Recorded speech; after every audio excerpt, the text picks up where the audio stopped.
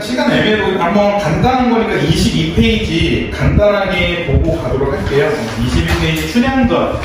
네, 춘향전 웬만한 내용을 다 알고 계실 텐데, 일단 춘향전 전체적인 내용을 보시면요. 전라도 남원 부사의 아들 이몽룡이 방자와 광안루에 놀러 나왔을 때 퇴기 월매의 딸 춘향은 향단을 데리고 그네에 뛰고 있었다. 이 광경을 본 이몽룡은 춘향의 자태에 관해 100년 가약을 맺는다. 그러나 이몽룡의 부친인 이부사가 서울로 영전하게 되어 이몽룡과 춘향은 이별하게 된다. 신임 부사 변학도는 춘향도에게 숙청을 명하고 춘향은 죽을 각오로 거절하여 옥에 갇힌다. 서울로 올라간 이몽룡은 장원급제하여 호남지방에 암행어사로 내려와 부사의 생일날 어사출도를 단행하여 부사를 파직하고 춘향을 구해 행복하게 산다라는 거였는데, 뭐 하나하나 간단하게 보시면요, 남원 부사, 이 부사라는 거 그냥 간단하게 구청장 정도 생각하시면 됩니다. 그러니까 시장까지는 좀 크고요. 시장까지는 아니고 시장과 구청장 중간 사이 그 정도이기 때문에 또 어느 정도는 좀 이제 영향력 있는 가문이었는데, 이 이몽룡의 방자가 이몽룡의 이제 노비를 했나? 뭐 종 같은 역할이었는데, 얘네들 갖다가 퇴기라는 건 뭐냐면요, 그 은퇴한 기생을 얘기하거든요. 그러니까 이제 월매라는 은퇴한 기생의 아줌마가 계셨는데, 그 아줌마의 딸이 춘향입니다. 근데 여기서 중요한 게 뭐냐면, 춘향이가 향단을 데리고 그네를 뛰고 있거든요. 근데 옛날에 조선시대 때는 계급을 어떻게 보면 엄마의 계급을 그대로 따랐거든요. 그러니까 만약에 아빠가 양반이고 엄마가 평민이면 그 자식은 평민이야. 근데 반대로 아빠가 평민이고 엄마가 양반이면 그 자식은 양반인 겁니다. 엄마의 그 신분을 그대로 따랐었는데, 그래서 춘향이고 엄마가 기생이기 때문에 얘도 기생이어야 돼. 근데 기생은 평민보다 조금 낮은 단계거든요. 근데 그 평민보다 낮은 기생인 춘향이가 향단을 데리는데, 이 향단이 이 작품에서 춘향이의 좀 비서 역할이에요. 비서 역할인데, 그럼 왜 춘향이는 일반 기생인데 향단에 데리고 뛸 수 있었냐라는 건데, 여기서 포인트가 뭐냐면요, 춘향이는 자기가 기생이라고 생각 안 해요. 그러니까 자기가 아빠가 양반인 건 알거든요. 그러니까 자기는 그래서 양반의 자식이라 생각해. 그래서 좀 그게 있기 때문에 향단에 데리고 이제 그네 뛰는데, 여기서 좀 자세히 안 나오는데, 이 그네 뛸 때 춘향이 철저한 계산 속에 뛰었습니다. 그리고 여러분들 혹시나 말씀드리는데, 그네가 일반적인 그네가 아니에요. 이 춘향이 목숨 걸고 뛴 거야. 어느 정도 목숨 걸고 뛴 거냐면요, 이렇게 여기 믿기지 않겠지만 절벽입니다. 옛날 그네는요, 지금 우리 그네는 모니터에 이렇게 안정하게 딱 돼 있잖아요. 옛날 그네는 절벽에서 뛰었어요. 절벽에 이렇게 그 그네를 직접 설치해야 돼, 이렇게. 그네를 직접 설치해서, 그래서 여기 자세히 보시면, 이 춘향이랑 이 향단이가 엄마가 잔소리해요. 엄마가 야, 밖에 나가서 뭐라도 하고 와. 하니까 이제 춘향이가 향단이 되고, 야, 그네나 타고 가자 해. 그네 타고 절벽에다가 향단이 야, 그네 좀 설치해봐요. 그러니까 향단이 목숨 걸고 설치하고 있는 거야, 이걸. 자칫하면 떨어질 수도 있는 거야. 그래서 설치해가지고, 또 옛날 그네도 어떻게 해. 지금 우리 앉아서 하잖아요. 옛날 그는 서서 탑니다. 춘향이 서서 탑니다. 미친 거야. 그럼 여기서 포인트가, 그럼 이 미친 짓을 왜 하고 있느냐라는 건데, 그게 바로 몽룡이 꼬신 거. 그러니까 철저한 계산 속에 꼈어요. 이거 왜냐하면 춘향이가 이 그네 뛰기 전에 어떻게 하냐면, 향단이 보고, 향단아, 지금 누가 나 보고 있니? 네. 향단이가 슬쩍 보더니, 네, 어떤 남자가 보고 있습니다. 그래? 그 남자 누구야? 했더니 향단이가 새로 보니까 이번에 새로운 남원 부사의 아들 이몽룡 같습니다. 해. 이거 어때? 이몽룡이 거의 양반이잖아. 그러니까 이제 춘향이 오케이, 이제 꼬신다 라는 생각하고, 그래서 그네 뜁니다. 너네 생각보다 너네 이렇게 산이 이렇게 산책하고 있는데, 저 멀리 절벽에서 누가 휙 하고 있어. 그럼 너네 입장에서 궁금하잖아. 궁금할 거야. 그러니까 이몽룡 궁금한 거야. 뭐야? 미친 거 아니야? 그러니까 이제 옆에 이제 그 방자한테 물어봐요. 방자, 쟤 뭐냐? 네. 쟤 태기 원래 딸은 춘향이야. 네. 춘향이? 슬쩍 보니까 이뻐. 그러니까 미친 거야, 몽룡이는. 야, 쟤 번호 따와 합니다. 번호 따오는데 이제 방자가 끝까지 안 된다 해요. 야, 너 이러면 안 돼. 너 이러면 아버지한테 혼나. 야, 왜? 그러니까 처음에 춘향 봤을 때 춘향이가 똑같은 양반이라 생각을 해요. 왜냐면 그 옆에 향단이를 그리고 있었으니까. 근데 이제 왜 안 돼? 계속 물어보니까 방자가 야, 쟤 기생이야 해. 그랬더니 그때 또 목련이가 막 나갑니다. 양반이 아니야? 기생이야? 야, 그럼 당장 닥치고 번호 따와. 왜냐면 자기가 양반이기 때문에 누가 감히 나의 말을 거역하겠어 해가지고 번호 따와 해가지고 방자가 궁시렁 하면서 번호 따옵니다. 번호 따오는데 춘향이가 또 튕겨요. 응? 안 돼. 꼭 가요. 그러니까 이몽룡은 미치는 거야. 와, 기생이 내 번호를 땄어? 그러니까 여러분들 옛날 드라마 같은 데 보시면 한 2000년대 초반 그 드라마 보시면요, 일반 여성과 그 다음에 재벌 2세 남자의 그 사랑 얘기가 많아요. 그때 같은, 그러니까 대표적인 게 꽃을 든 남자가 아니라 꽃보다 남자야. 꽃보다는 구준표가 재벌 2세인데 거기에 나오는 이제 그럼 걔 여자 이름 뭐지? 맞아. 금잔디가 구준표를 몰아다봐요. 그래서 구준표 소락방고 해가지고 에코코 이러고 쫙 하는데 금잔디는 에코코가 뭔데? 이런단 말이야. 그러니까 이제 막 뭐라니까 구준표가 나한테 이런 여자 처음이야 이런단 말이야. 이몽룡도 똑같은 거야. 내 번호를 거절한 거 처음이야. 하면서 미치는 거야. 그래서 미행을 합니다. 그리고 미행을 해가지고 쫓아가가지고 쓱 봅니다. 그래서 쟤네가 저기 집이구나 해가지고 다시 한번 방자한테 번호 따오라 합니다. 번호 따오라 하는데 방자가 또 거절하니까 이몽룡이 어떻게 하냐면 오케이 어쩔 수 없다 해서 러브레터를 써요. 편지 쫙 씁니다. 편지 써보고 나 너한테 첫눈에 반했어. 너랑 꼭 사랑 나누고 싶어. 근데 그때 춘향이가 오케이 해줍니다. 그래서 그럼 몇 날 몇 시에 언제 와? 하니까 이몽룡이 미친 거지. 어떡하지 하다가 방자가, 근데 여기서 되게 웃긴 게 방자라는 친구거든요. 방자가 진짜 그 이름대로 정말 방자라는 친구예요. 그러니까 되게 건방져요. 그러니까 이몽룡이 자기의 주인인데도 되게 식은땀을 떨거든요. 그러니까 막 이몽룡이 막 어떡하지 하니까 방자가 적당히 좀 해. 너 이런 아빠한테 이른다 합니다. 그러니까 그 말에 또 이몽룡은 쫄아요. 아빠한테? 이러면 안 되는데? 이러지 마 하고 몰래 가가지고 이때 백년갈 결혼을 합니다. 얘네가 결혼하면 되게 빠르죠. 그러니까 얘네 나이가 16살, 17살입니다. 그러니까 여러분 나이 때인 거예요. 여러분 나이 때가 그냥 바로 결혼하자 하는 거. 근데 이때 춘향이가 또 거절해요. 왜 거절하냐면 너 그냥 나 하룻밤의 사랑으로 날 생각하는 거 아니야? 너 이랬다가 다시 서울 가면 나 어떡해? 라고 뭘 하니까 이몽룡이 절대 난 너밖에 없어 하니까 그럼 증거를 대봐 합니다. 그 증거 대봐서 이몽룡이 각서 써요. 각서를 쫙 씁니다. 나는 춘향이밖에 없다는 쫙 써요. 쫙 쓰고 그거를 이제 춘향이가 가지니까 그제서 춘향이가 허락해 줍니다. 결혼을 허락해준 다음에 그 다음에 이제 문제가 이거예요. 예, 이몽룡이 이제 다시 떠나게 됩니다. 서울로 떠나게 되니까 춘향이 입장에서 큰일 난 거야. 안 되는데 너네 지금 여기 떠나보면 어떡하지 하다가 이제 춘향이가 이몽룡한테 하나의 딜을 걸어요. 딜을 건 게 뭐냐면 너 서울 가서 과거 급제하고 와.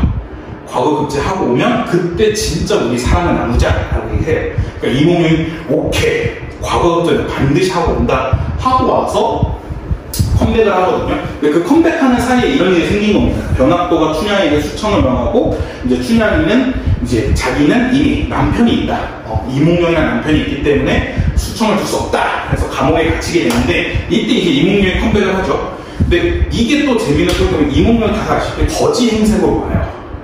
그래서 이거 여러분들 나중에 혹시나 그럴 리가 없겠지만 나중에 대학교 가셔서 국문과 수업을 들으면 국문과 수업에 고전읽기 즐거움 같은 게 있어요.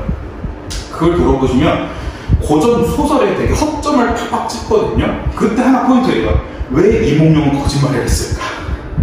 이거야. 왜냐면 당장 춘향은 목이 잘리게 생겼어요. 그 다음날. 근데 그날 밤에 와서 이몽룡은 테스트를 해.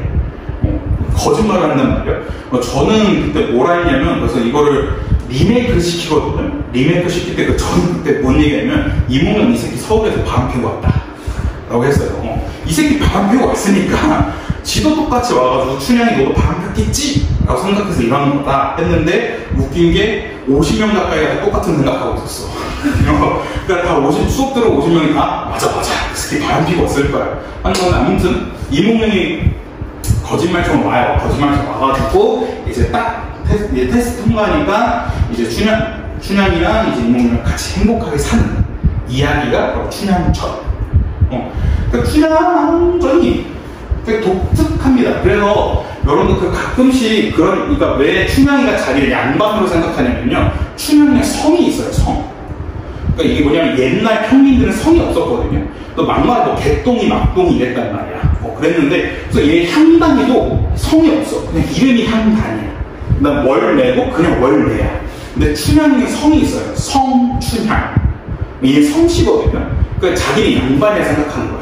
그러니까 이몽룡도 이몽룡인 것처럼 자기 이 성이 있어야 양반인데, 춘향이도 나는 성춘향이기 때문에 양반이다 라고 생각하는데, 이게 문제가 뭐냐면 자기만 그렇게 생각하면 안 되잖아. 그래서 그걸 이제 조금 합리화시키기 위해서 이몽룡과 결혼하는 거고, 그래서 이 춘향이가 끝까지 그 자기가 신분 상승을 하고 싶은 욕망을 어디서 되냐면, 유언을 남길 때 이몽룡한테 뭐라 했냐면, 옛날에 양반들은 그냥 아무데나 무덤을 만들지 않았거든요. 묘지를. 그러니까 가문의 묘지라 해가지고 지금 하면 선산이라 했어요. 그러니까 산 하나가 그냥 그 양반의 다 무덤이야. 그랬는데 이 춘향이가 이몽룡한테 뭐라고 부탁하냐면, 나 죽으면 어디에 묻어주냐면 니네 선산에 묻어줘 하는 겁니다. 너네 선산에 묻어주면 하면, 그 말은 이제 이 춘향이가 이몽룡의 가문이 되는 거거든요.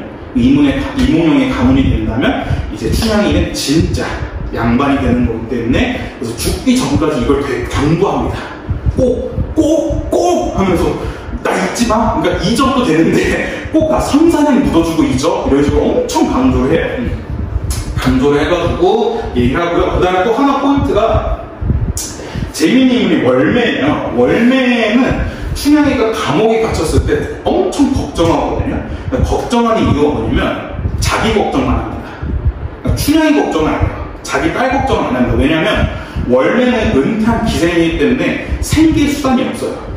왜냐면 지금이야 뭐 퇴직금이라든지 연금이 있어서 살 수 있지만, 이때 당시에 이 자식들이 다 부모를 먹여 살렸어야 되는데, 이 자식이 춘향이가 죽게 돼. 그리고 또 하나 남은 사위 이몽룡도 집안이 쫄딱 망했대. 그러니까 자기는 이제 먹고 살 방법이 없는 거야. 그래서 이 이몽룡이 거지 행사로 나왔을 때 춘향이는 이제 춘향이도 물론 몰래긴 해요. 아이고 망했구나. 아이고 그 뭐사람 그러니까 조금 의역을 하자면 존버가 망했구나 라고 얘기를 해요. 존버가 망했구나. 나 이제 진짜 죽게 생겼구나 라고 얘기했는데, 그 옆에서 월매가 계속 웁니다. 울면서 큰일 났다. 나 이제 어떻게 사냐. 망했다. 하나 남은 딸내미는 부모보다 일찍 죽고 하나 남은 사위는 그지가 와서 보면은 망했다 하면서 엄청 하소연하다가 이제 월매도 물론 다 잘 사게 되는 이야기가 춘향전입니다. 그러니까 되게 재미있는 포인트들이 되게 많아요. 그래서 그런 거 포인트 한번 생각하시면 좋을 것 같고, 그래서 빠르게 그냥 핵심 정리 같은 거 보시면요. 배경은 조선시대 후기의 전라도 남원이고요. 시점은 당연히 전치적 작가 시점이고, 그다음 주제는 신분을 초월한 남녀 간의 사랑과 탐관오리에 대한 서민들의 저항과 신분 상승에 대한 욕망이 드러나고 있고, 해학과 풍자에 의한 골개미가 드러나고 있고요. 소설자가 자신의 의견을 표출하는 편집자적 논평이 많이 드러나고 있다는 건데, 평강편 체크하시고 편집자적 논평을 체크하시면요, 이게 뭐냐면 서술자의 개입이거든요. 그러니까 이거는 진짜 그 말 그대로 서술자가 자신의 의견을 표출하는 건데, 어떤 거에 대한 자신의 의견이냐면 인물의 상황과 정서에 대한 서술자의 생각입니다. 그러니까 자신의 의견을 표출하는 건데, 그러니까 이거는 살짝 이 고전소설이 어떻게 전달이 되었는지 여러분들 알고 계셔야 되는데, 그러니까 고전소설 대부분 거의 99% 이상은요, 입에서 입으로 전달이 됐어요. 그러니까 지금이야 소설은 다 글자로 써가지고 사람들이 그 글자를 보고 읽는 식으로 했었는데, 이때 당시는 그냥 사람들이 어디서 춘향전 얘기를 들은 거야. 춘향전 얘기 들어가지고 이제 다른 지역에 와서 야, 넌 춘향전이라고 알아? 춘향전? 춘향전이 뭔데? 하면서 막 얘기를 했어요. 근데 그거를 그냥 지금도 좀 이야기를 되게 잘 푸는, 그러니까 소위 말해 썰 잘 푸는 친구들 있잖아요. 그 친구들이 쫙 풀어준 건데, 그러니까 옛날에는 썰 잘 푸는 친구들이 판소리를 했거든요.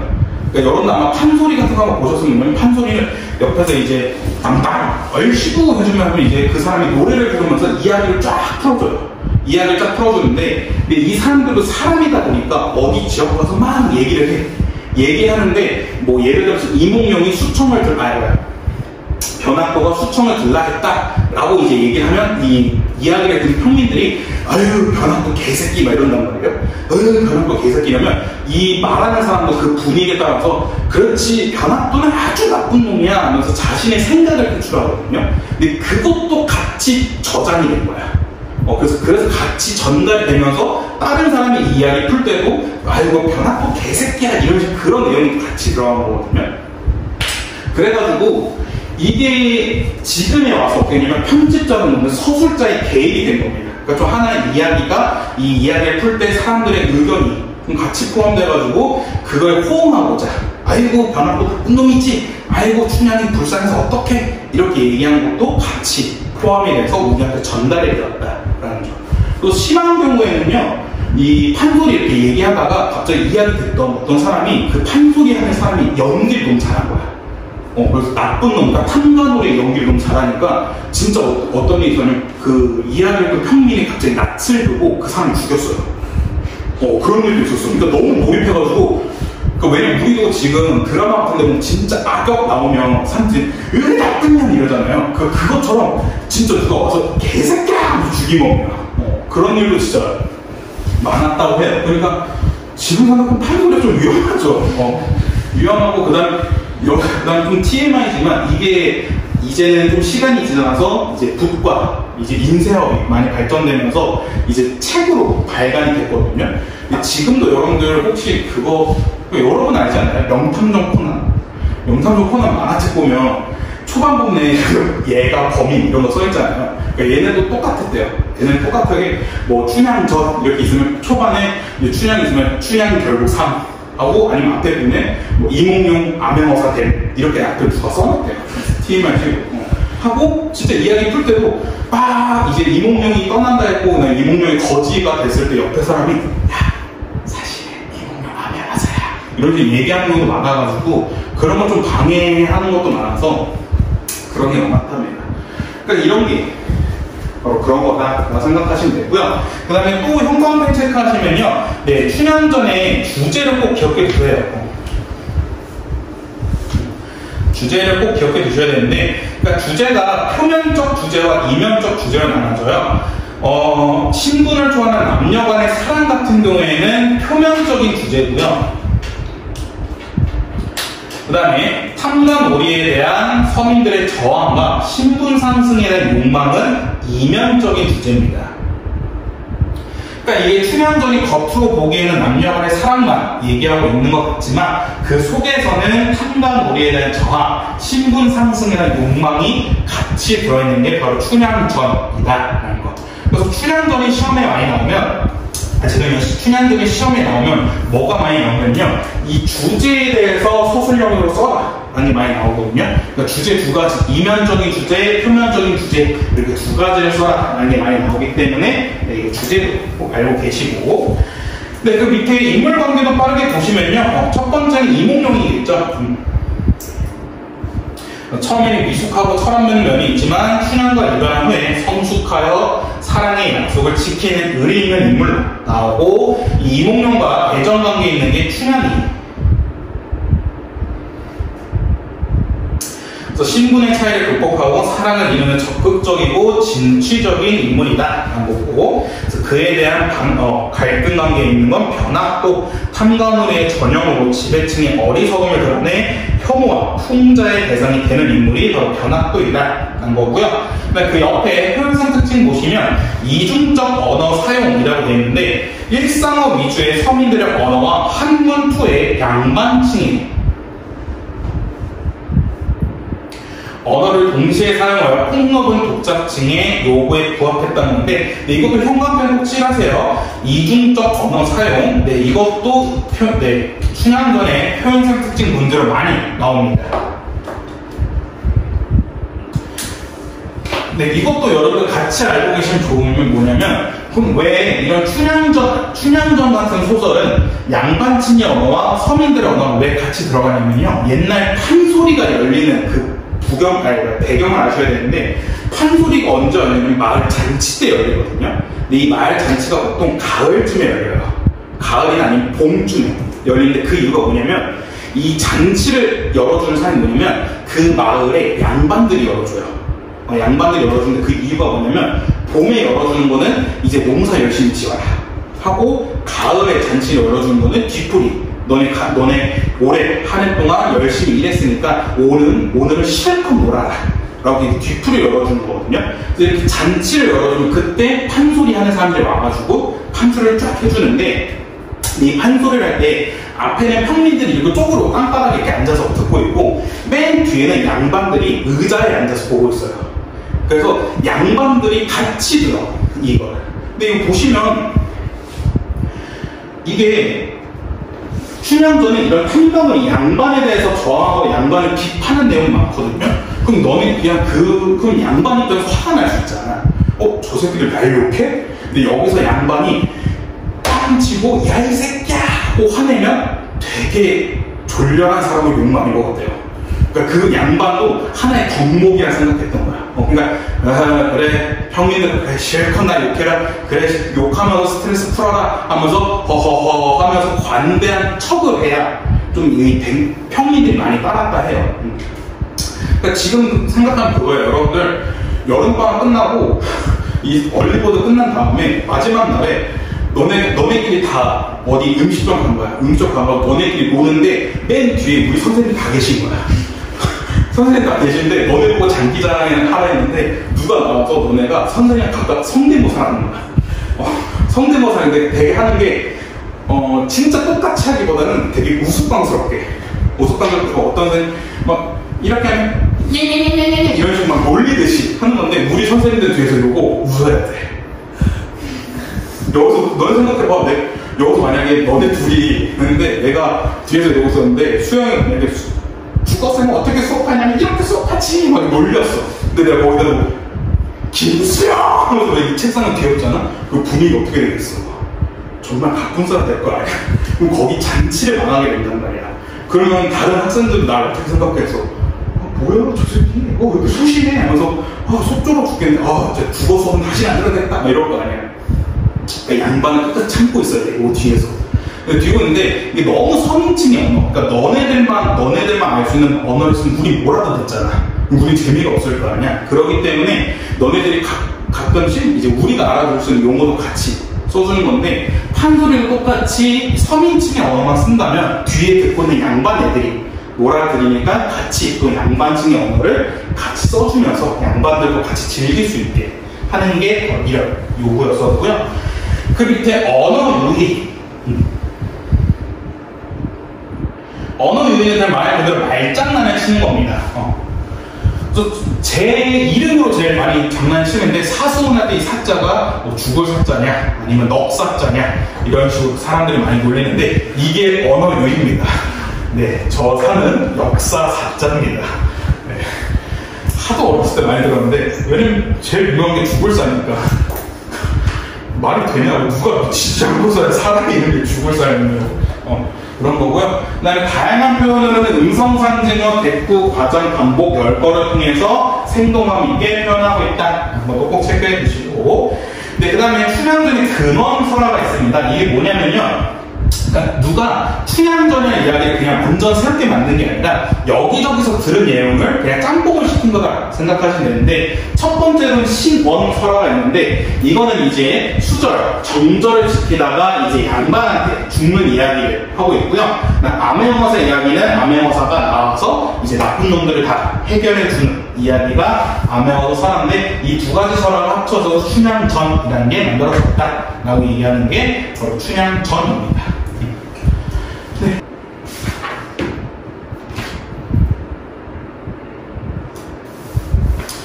자, 그럼 다시 춘향전 간단하게 보고 가면요. 20페이지 한번 잠깐 볼게요. 20페이지 간단하게 보시면 일단 가에서는 어떤 내용이냐면요. 가 같은 경우에는 이제 이몽룡과 춘향이가 헤어지는 그 상황에 대해서 얘기하고 있는 거고, 나에서는 이제 거지 행세가 된 이몽룡이 춘향이를 찾아온 모습이 나타나고 있습니다. 그래서 보시면요. 여기 20페이지 중간에 맨 위에 네 서방인지 남방인지 걸인 하나가 내려왔다 하는데, 이 걸인 같은 경우에는 거지를 얘기하거든요. 네 서방인지 남방인지 거린 하나가 나왔다는데, 이게 우리 아까 뒤에서 봤던 말장난치는 언어 유희거든요. 그러니까 이게 왜 언어 유희냐면 서방이라는 뜻이 남편이라는 뜻인데, 여기서 서방할 때 이 서자를 어떻게 해석했냐면 서를 서쪽이라 해석한 거예요. 그래서 서방인데 이 서를 서쪽이라 해가지고 말장난치려고 이 남방은 또 남쪽이라 해가지고, 그래서 서방이 원래 남편이라는 뜻을 갖고 있는데 얘를 말장난치기 위해서 서쪽 방향, 그래서 서쪽 방향인지 남쪽 방향인지 하여튼 서방인지 남방인지 거지 하나가 내려왔다 라는 식으로 이제 춘향이 엄마가 이렇게 얘기를 하고 있고요. 그 다음에 이제 쭉 거지 행세를 와서 막 슬퍼하고 있는데, 여기 한참을 한참을 이렇게 혼자 감기다가 눈물을 씻고 나서 임의 형상을 자세히 보니 어찌하니 한심하랴라는 식으로 여기 나와 있는데, 이게 아까 말씀드렸던 편집자적 논평입니다.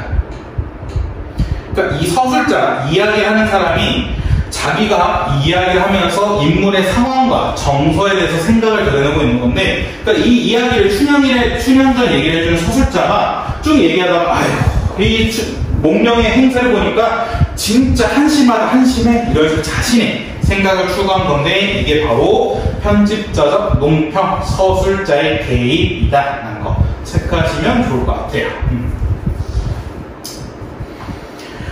그래서 이 뒷내용은요, 만나게 된 다음에 그 춘향이가 이렇게 된 거, 그 엄마한테 부탁을 남깁니다. 부탁을 남기는 게 뭐냐면, 자신의 모든 그 재산을 팔아가지고 우리 이몽룡 잘 챙겨주고요. 그 다음에 이몽룡한테는 나 죽고 나면 꼭 너네 선산에 나 묻어줘 라고 얘기하는 게 바로 춘향전이다 라는 거. 또 춘향전은 그렇게 크게 어렵지 않고요. 대신 여러분들 조심하셔야 되는 게, 춘향전과 심청전 헷갈리시면 안 됩니다. 춘향이는 변사또고요, 심청이는 인담수의 제물이 된 거죠. 그거만 헷갈리시면 안 돼요. 왜냐면 매년 한 명씩 나옵니다. 춘향전이랑 심청전 얘기할 때 인담수의 제물된 게 춘향이 아닌가요? 이런 식으로 얘기 나오는데, 여러분 그러시면 안 됩니다.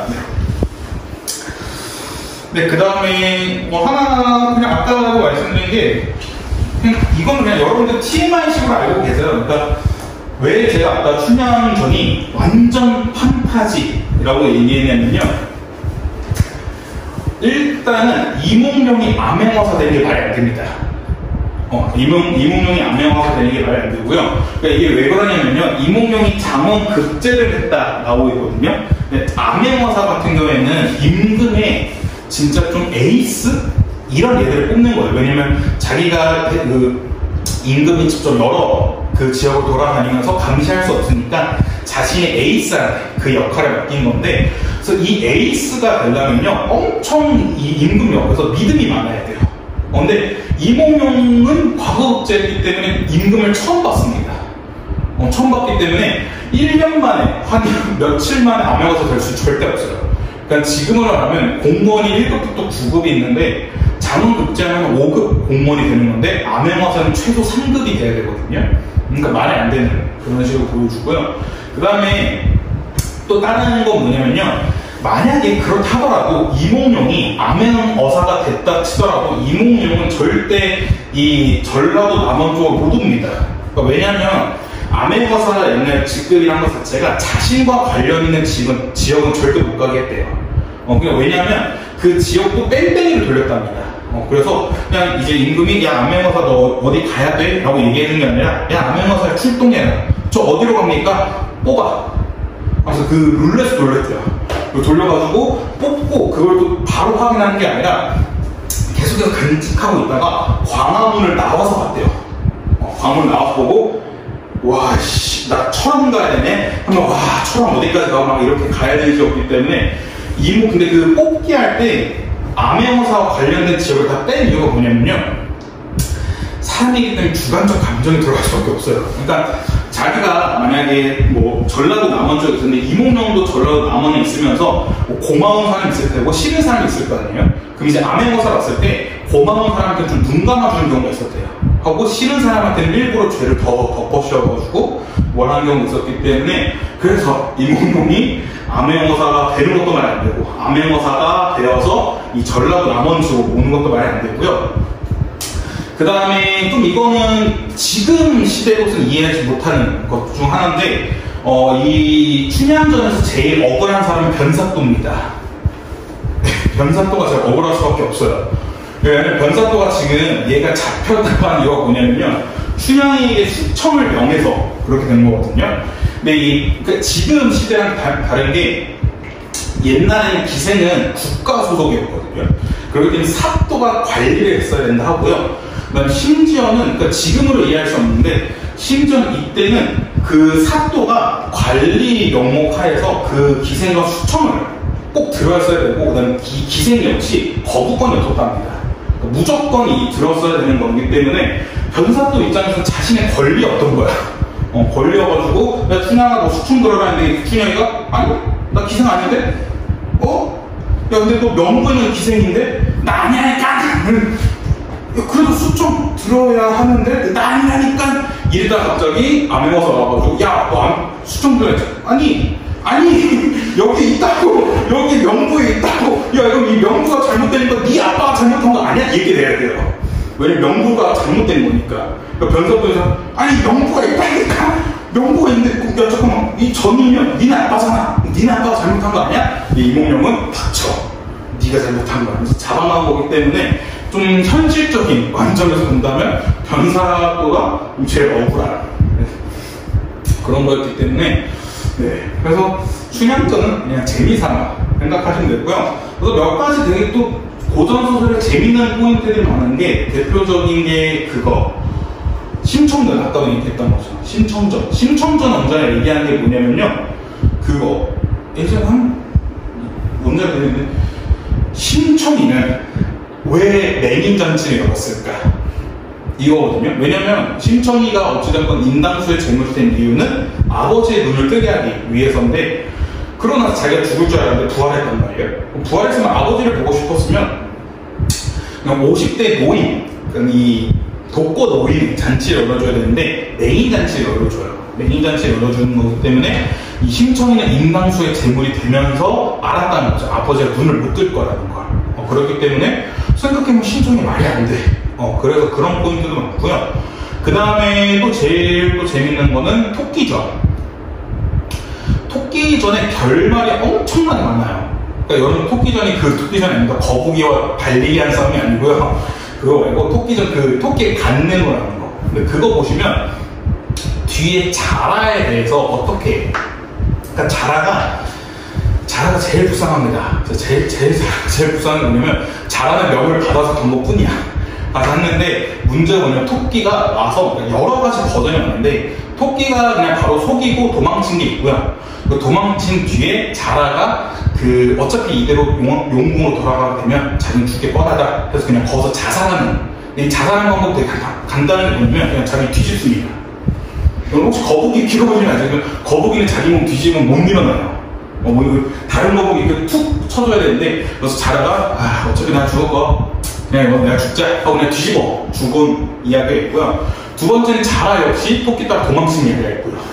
하고 세 번째 이야기는 자라가 결국 용궁에 갔는데 죽는 이야기가 있고요. 근데 죽는 것도 되게 잘했는데 결국엔 자라탕이 되었다.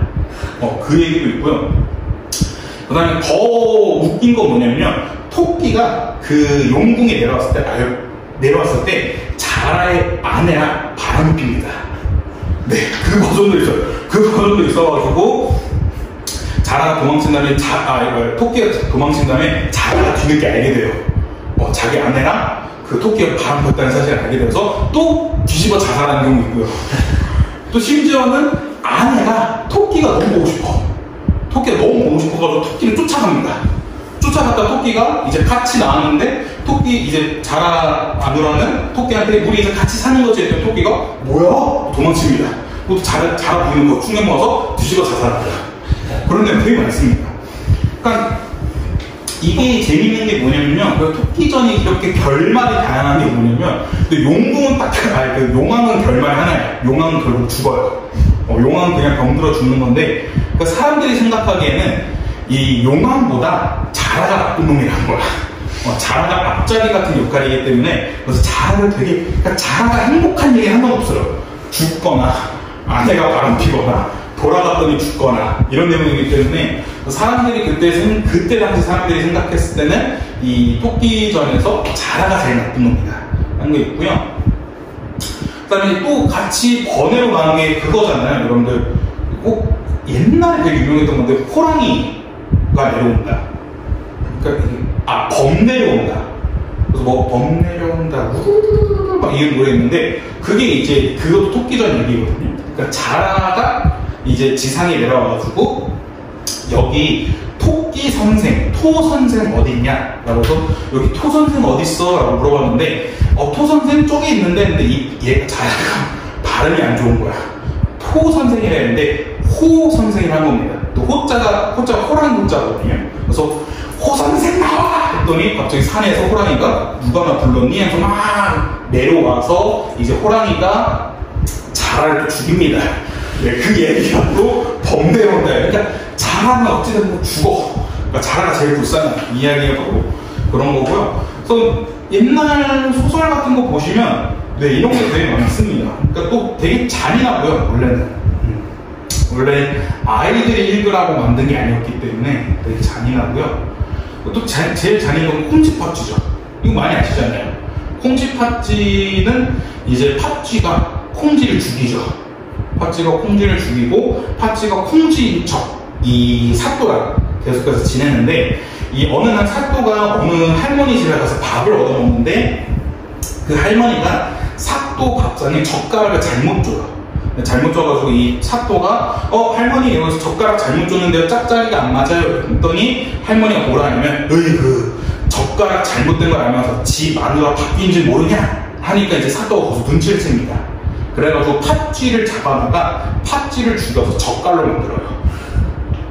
젓갈을 만들어서 그 젓갈을 누구한테 주냐면 팥쥐 엄마한테 줘요. 그러니까 팥쥐 엄마는 아이고 우리 사이가 준 비싼 젓갈이네 하면서 먹어요. 그걸 또 다 먹습니다. 다 먹고 나서 다 먹었니? 했더니 다 먹었지 우리 사이 고마워 했더니 응 그거 네 딸이야.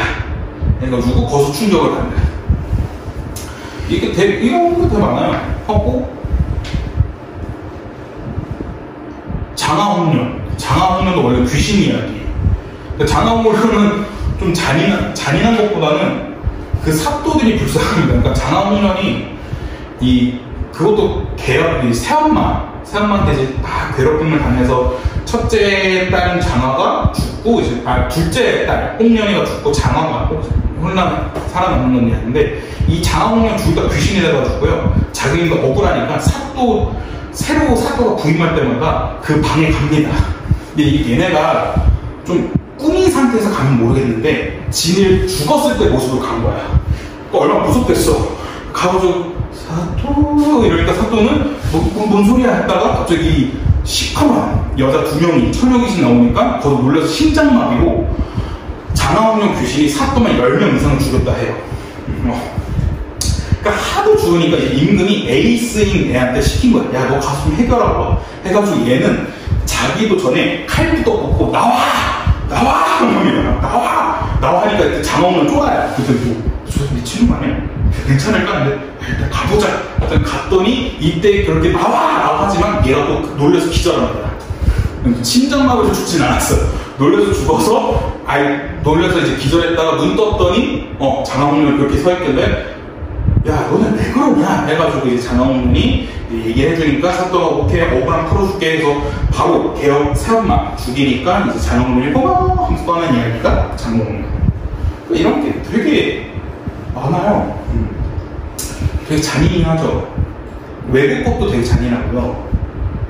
아시다시피 신데렐라가 되게 잔인하잖아요. 결국에는 발을 자르고, 그러니까 이게 그 다른 언니들이 일부러 그 유리구를 맞출 때 여기 뒤꿈치를 자른다 나와요. 뒤꿈치를 자르거나 아니면 앞에 발가락을 잘라서 어떻게 끼워놓는다 하는데, 결국 또 거기서도 신데렐라는 결국 죽습니다.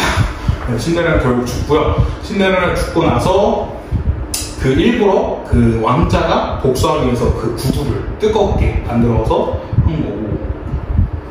네. 그러니까 뭐 그렇게 막 여러분이 알고 있는 아름다운 스토리들이 아닙니다. 옛날 그러니까 지금은 동화라고 해서 그렇지 옛날에는 무화라 했거든요.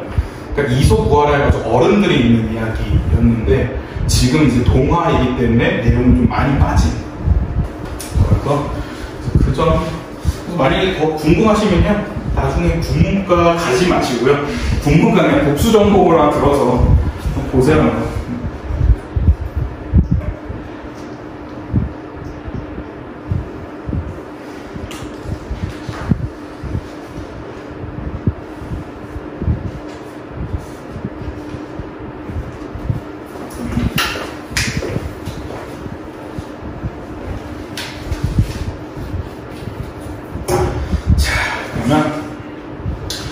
다음 23페이지 23, 24 홍계월전 이야기인데요. 네, 홍계월전에서는 이거 하나 보시면 좋을 것 같아요. 25페이지에 4번의 보기가 있거든요. 근데 이 보기를 꼭 기억해 주세요. 형광펜 칠하시고. 네, 이 보기가 제일 중요합니다. 여기서는 보기가 제일 중요한데 이게 홍계월전이 영웅소설이거든요. 영웅소설이란 무엇이냐 했더니 보통 사람보다 탁월한 능력을 가진 사람을 주인공으로 하는 소설로 고귀한 혈통, 비정상적인 출생, 비범한 능력, 어릴 때의 위기, 조력자의 도움을 받아 성장 후의 위기 극복과 행복한 결말의 구성을 지니고 있다는 건데 네, 영웅소설에서의 이 구성을 꼭 알고 계세요. 이 구성이 제일 중요합니다. 그래서 이러한 구성은 주몽신화와 홍길동전 등 여러 작품에서 공통적으로 드러난다. 홍계월전도 이와 같은 영웅의 일생 구조를 보이고 있다고 하는데, 그러니까 여러분들 영웅소설 하면 대표적으로 주몽신화를 생각하시는 게 좋습니다. 주몽신화가 딱 그 영웅소설의 구조를 잡은 이야기인데요. 주몽신화 간단하게 말씀드리면 일단 주몽은 출생이 정말 대단합니다. 왜냐하면 하늘의 아들이고요. 그러니까 주몽의 아빠 이름 까먹었다. 하여튼 주몽의 아빠 이름인데 얘 아빠가 어디서 오냐면요 하늘에서 왔습니다. 하늘의 아들이고요. 또 엄마는 물의 신입니다. 그래서 물의 신이기 때문에 하늘과 물의 신의 아들이 주몽이 태어나는데 이 주몽이 또 그냥 태어나진 않고요. 아래서 태어나죠. 아래서 태어나기 때문에 고귀한 혈통과 비정상적인 출생을 지니고 있고요. 그래서 이 알로 태어났는데 이 알을 어떻게든 깨부시려고 했는데 별짓을 깨지지 않습니다. 그래서 어떻게 했냐면 이 알을 그냥 가축들 있는데 던져놓으면 그냥 가축들이 거기에 막대하게 했는데 돼지우리, 소우리, 말우리 이런 데 넣어놨는데 얘네가 오히려 키우고 있습니다.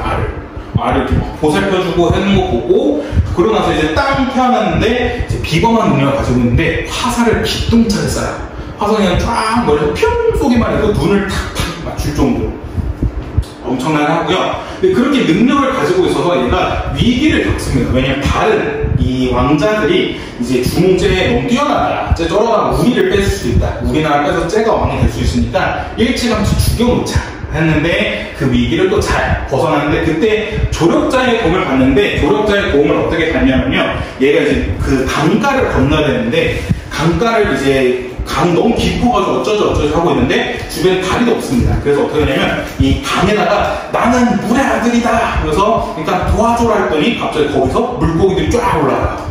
물고기가 다리를 만들어줍니다. 자라랑 거북이들이 쫙 만들어서 이제 주몽이 그걸 타고 쭉 가고 뒤에 쫓아오던 주몽을 죽이려 했던 사람들도 그 다리를 건너갔더니 샥 다리가 없어지면서 주몽이 도망을 치고요. 그러나 이제 성장을 한 다음에 이 위기 극복을 겪고 행복한 결말 끊는 고구려라는 나라를 지으면서 만들면 궁극하면서 이야기가 끝나는 게 바로 주몽신화이기 때문에, 그래서 영웅소설은 대표적인 게 바로 주몽신화고 이런 구조를 지니고 있고 이런 구조 속에서 장난치는 게 대부분이기 때문에, 그래서 영웅소설이 이 정도 알고 계시면 좋을 것 같고요. 하나 더 얘기 말씀드리면, 홍계월 전에서 홍계월 이름만 보면 딱 여자거든요. 네, 이건 여자가 주인공인데 여자가 영웅으로 나오는데, 이 여자가 영웅으로 나올 수 있는 이유가 뭐냐면 여자가 남장을 합니다. 남장을 해가지고 그렇게 나오는 게 바로 이 홍계월 전이다라는 거. 그래서 그 옆에 26페이지 6번 보기도 보시면요,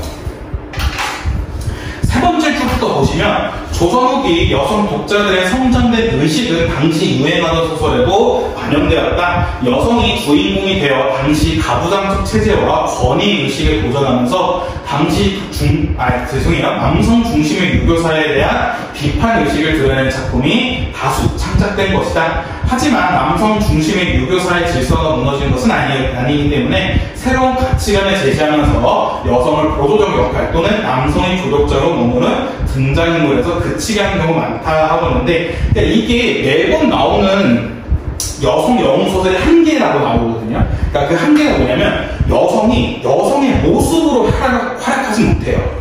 그러니까 남장을 해야 되는데 그게 뭐 하나의 남성 중심의 가부장제를 깨부신다라고 얘기도 있는데, 어쩔 수 없이 그 여자도 성공하기 위해서 남자의 모습이 되어야 된다라는 거기 때문에 한편으로는 남성 중심의 가부장적 체제를 유지하는 것도 있다라는 한계가 있는데, 그 얘기를 바로 여기서 해주고 있는 거예요. 그래서 남성 중심의 유교적 사회 질서가 무너진 건 아니다.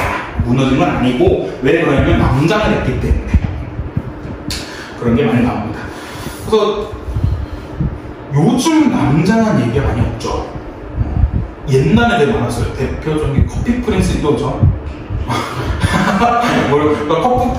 아마 모르실 거예요. 그나마 알만한 배우는 공유씨. 공유씨. 그러니까 이게 커피 프린스 1호점 보시면 공유가 되게 불쌍해요. 왜냐면 공유가 여자를 좋아해요. 엄청난 바람둥이인데 어떤 여자 주인공이 뭐였지? 윤은혜라는 배우가 나왔는데 이 분이 되게 보이시하게 생겼어요. 그러니까 남자 커트도 쇼컷을 해가지고 하고 다니는데, 이분이 이제 취직을 하기 위해서 카페에 카페 이름이 커피 프린스예요. 프린스가 왕자잖아. 그랬더니 남자만 뽑아. 그래서 윤은혜가 거기 취직하고 싶어서 남자를 합니다. 남자를 해서 들어가게 되는데, 공유가 처음에는 이제 남자를 막대하거든요. 근데 공유는 맨 속으로 난 여자를 좋아하고 있었는데 윤은혜한테 마음이 가는 거야. 그 공유가 미쳐요. 야, 씨, 나 개인 거야? 하면서 막 미쳐요. 근데 결국 나중에는 윤은혜가 나 여자였어 해가지고 밝혀지면서 사랑 얘기 나누는 커피 프린스 잃어버렸는데, 요즘은 없죠. 남장하는 얘기가. 근데 이때 당시에는 되게 많았어요. 그래서 보통 여성이 영웅으로 많이 등장하는 건 거의 대부분 이제 남장을 해가지고 등장하는 게 바로 그런 거다라고 보시면 좋을 것 같습니다. 자, 그 다음에 이제 마지막, 죄송해요. 27페이지 개념적인 행복하고 가야죠. 네, 핵심 정리만 딱 보시면요, 배경은 15세기 후반의 중국 명나라를 배경을 하고 있고요. 전지적 작가 시점이고, 그 다음에 주제는 여성 영웅 홍계월의 뛰어난 능력과 영웅적 활약에 대해서 얘기하고 있고요. 특징으로는 남성보다 우월한 능력을 가진 여성 주인공을 내세워 당시 가부장적 사회를 비판하고 있다는 거 체크해 주시면 좋을 것 같고요. 네, 홍계월전에 나타난 여성상과 한계에 대해서 나오고 있는데, 첫 번째, 여성인 홍계월을 주인공을 삼아 남성과 대등하거나 그 이상의 능력으로 보일 수 있는 것을 표현했다. 여성임이 밝혀지면서 정해진 역할을 강요하는 사회 질서와의 갈등이 드러나고 있고요. 한계점으로는 전통적인 여성의 지위와 한계가 사회적으로 해소되지 않았음을 보여주는 게 홍계월 전의 한계점이다 라는 거 체크할 수 있고요. 그 옆에 인물 관계도 보시면 우월한 능력을 바탕으로 전장에서 보국을 구해주기도 하고 보국에게 망신을 주는 게 바로 개월이고, 가로치고 평국이라 되어 있는 건 뭐냐면 개월이 남장이 있을 때 있는 겁니다. 그래서 5번 같은 경우는 보국이고요. 그 다음에 개월에게 열등감을 가지고 있으며 사회적으로 보장된 남성의 권위를 이용하여 열등감을 극복하고자 한다는 거. 그래서 이거를 갈등을 해소해주는 사람들이 두 명인데, 첫 번째 천자. 천자라는 건 하늘의 아들로 황제를 얘기합니다. 그래서 개월이 여자인 걸 알면서도 개월의 능력을 인정해주며 벼슬을 유지시켜주고요. 그 다음에 여공이라는 친구가 있는데, 이 친구는 평국의 행동을 두둔하며 열등감에 빠져있는 고국을 꾸짖는 게 바로 여공이다. 아, 기억났어. 뮬란. 뮬란도 남자. 맞나? 뮬란? 뮬란 이름 맞죠? 그 디즈니. 네.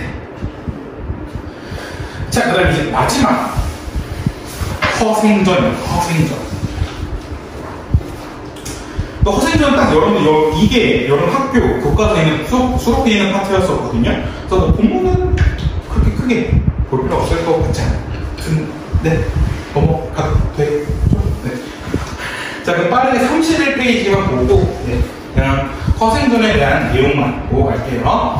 허생전 핵심 정리 보시면 조선 효종 때 17세기 중반에 국내와 국외의 모습을 보여줬었고요. 주제로는 지배층인 사대부의 무능과 허위 의식을 비판하는 게 있었고, 특징으로는 실학 사상을 바탕으로 당대의 조선사회의 폐단을 비판하고 있으며 빈섬이라는 새로운 공간을 통해 이상향을 그리고 있다라는 걸 체크할 수 있고요. 인물 관계도 보시면 허생의 처는 생계를 이끌어가며 실용적 사고를 지닌 인물로 무능한 양반을 비판하는 작가 의식을 대변하고 있고요. 허생은 비범한 풍고를 지닌 가난한 선비로 지배층에 대한 비판적인 태도를 보이며 이용 후생에게 실학사상을 실천하는 인물이 허생이었고, 그의 도와주는 사람은 변씨였는데, 이 변씨는 실은 상위 계층을 보여주는 사람으로서 허생의 비범함을 한눈에 알아보는 사람이었다라는 거였고, 그 옆에 허생이 이중적 재물관과 계급이식의 한계가 있는데, 사회적 차원에서는 가난한 사람을 구제하는 수단으로 긍정적인 태도를 보입니다. 그러니까 재물에 대해서는 긍정적인 태도를 보이는 게 가난한 사람을 구제할 때 보이고 있는데, 개인적으로 본다면요, 정신을 괴롭히고 안빈낙도의 삶을 방해하는 부정적인 태도를 보이고 있다는 거. 그래서 경제의 중요성을 무시하는 양반들을 비판하면서도 재물과 상인에 대한 부정적 태도가 드러난다 였었고요. 그 다음에 이 허생전에서 시험 문제 많이 나오는 것도 이런 거였죠. 시대적 배경, 사회 상황으로서는 경제적 피폐와 사회의 구조적인 모순으로 먹고 살기 힘든 평민들이 도둑이 되는 경우가 많았고요. 신분 질서의 동요 같은 경우에 신흥부자 변씨와 생계를 잇기도 어려운 몰락한 양반인 허생, 이 생겨났었고, 지배층의 무능함과 허위가 드러나면서 지배층이 비판과 풍조의 대상이 되었다. 실학 사상도 보여주고 있었던 게 바로 허생전이었습니다. 오케이? 자, 그 다음에 이제 오늘 우리 이거 문법을 다 끝낼 겁니다. 너무 신나죠? 저번주에 저희 정말 그냥 거의 빠르게 넘어갔었기 때문에, 그 다음에 여러분들, 우리, 이 얘기를 했었나? 저희 이러고 나서 8월 7일날 수업이거든요. 8월 7일에는 테스트 봅니다. 이거 여름방학 특강했던 거, 테스트 볼 겁니다. 가시리, 상춘고, 춘향전, 문학은 이 세 작품만 나오고요.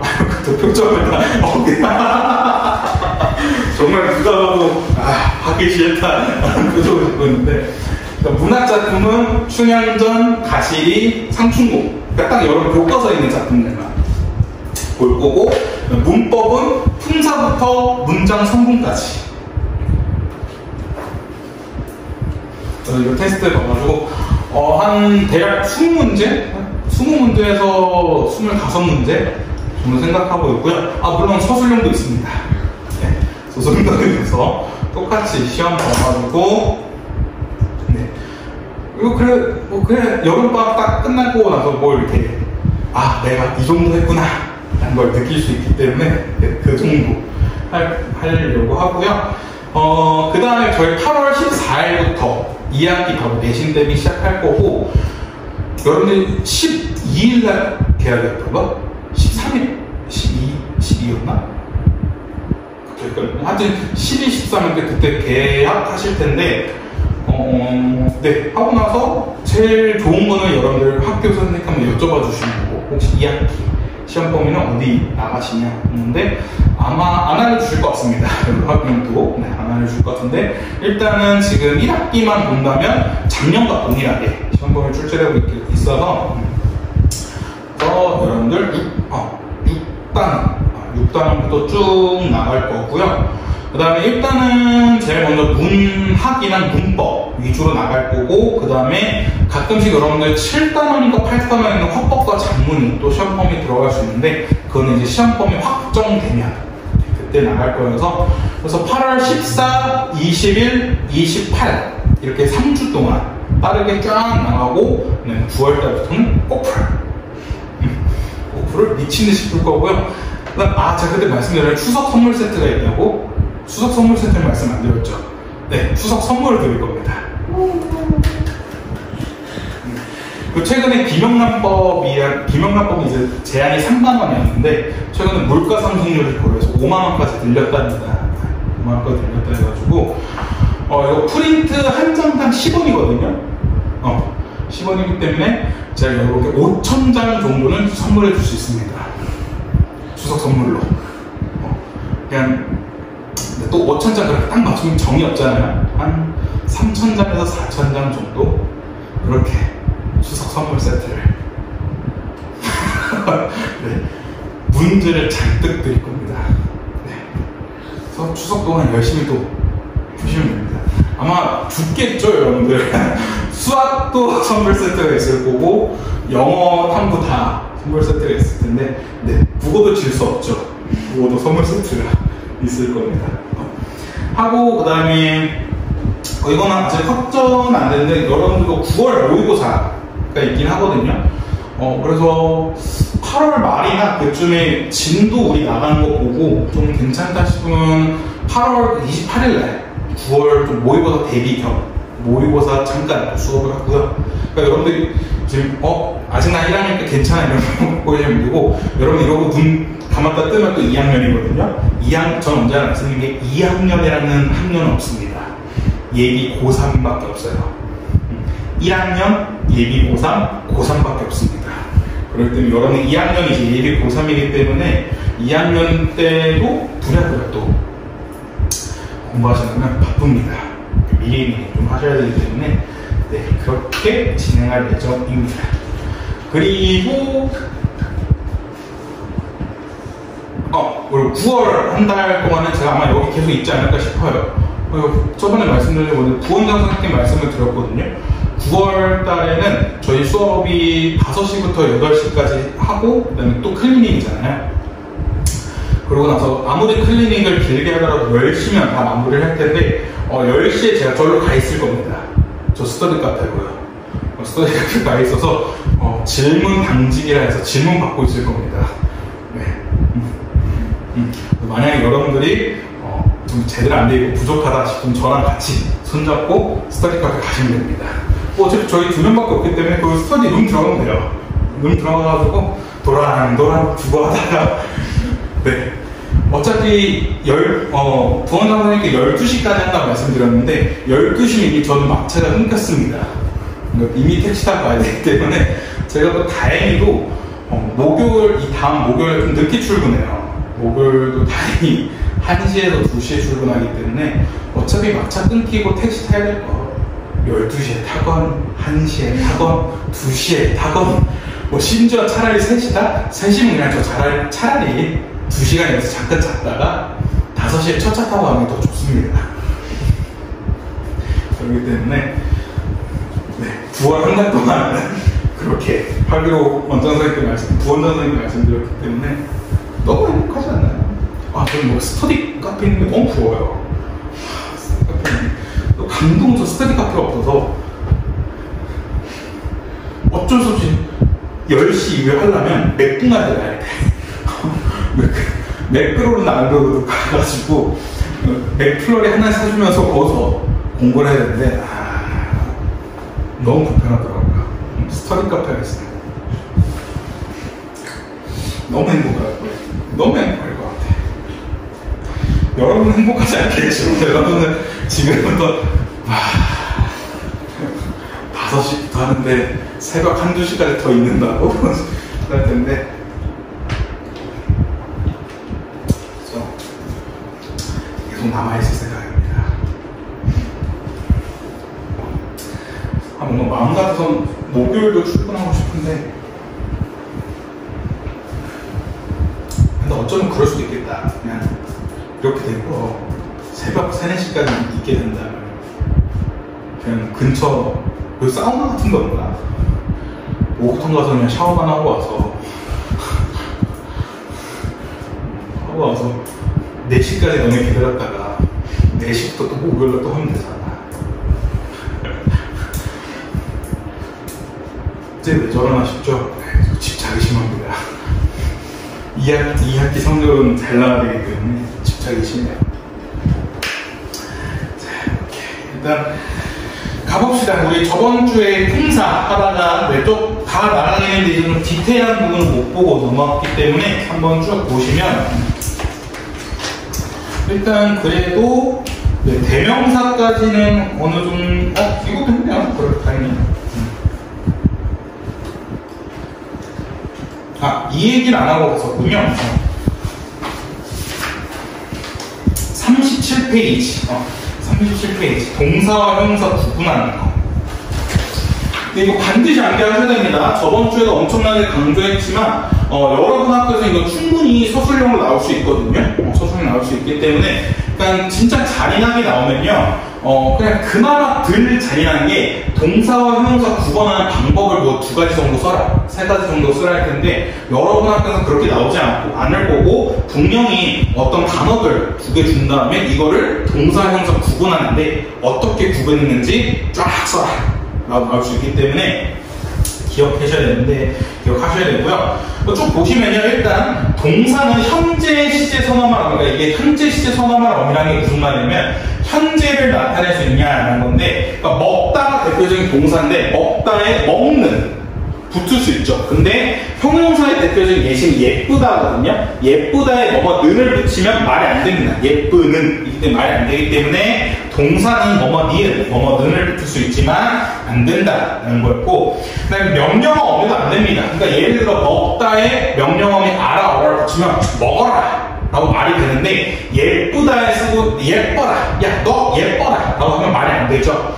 그렇기 때문에 명령어미가 붙을 수 없다는 거였고, 그다음에 청형어미가 안 됩니다. 야 우리 밥 먹자는 되는데 우리 예쁘자는 안 되잖아요. 그렇기 때문에 이런 식으로 구분을 할 수 있다는 거였고요. 대신 하나 구분하는 게 뭐냐면, 명령어미에 우리 이런 말들이 있어요. 뭐가 있냐면 아이고 예뻐라 라는 말이 있습니다. 그러니까 여러분이 강아지나 고양이 키우시면 이렇게 가다가 사람들이 지나가다 강아지나 고양이 아이고 예뻐라 라고 하잖아요. 그럼 여러분들 그때 정색하고 잠깐만, 예쁘다는 형용사인데 예뻐라는 예쁘다에 어를 붙은 거잖아. 이거 말이 안 되는데 그 사람한테 정색하고 저기요, 형용사에 명령어미 어를 붙어서는 안 되거든요. 이럴 수는 없잖아요. 그렇기 때문에 그럼 아이고 예뻐라는 잘못된 표현이냐? 라는 건 아닙니다. 얘는 잘된 표현인데, 얘도 예쁘다라는 형용사에다가 어라 붙긴 한 건데, 대신 중요한 게 이 어라가 명령어 어미가 아니라요, 얘는 감탄문이 되는 겁니다.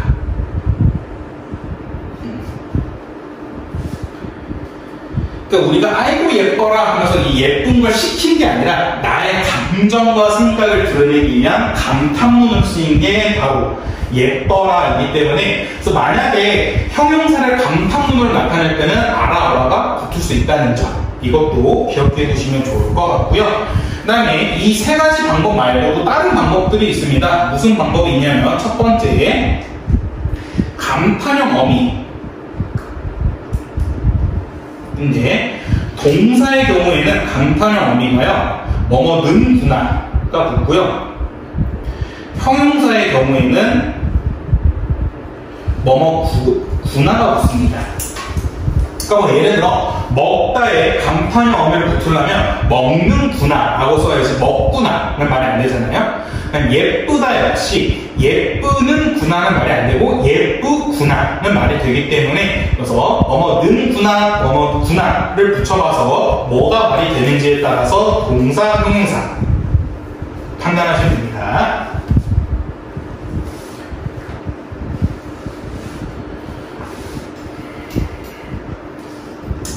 자, 그 다음에 여기까지 하시면 참 쉽거든요. 근데 더 어려운 게 뭐냐면요, 동사, 형용사 둘 다 되는 경우가 있어요. 이게 뭐냐면 있다 같은 거.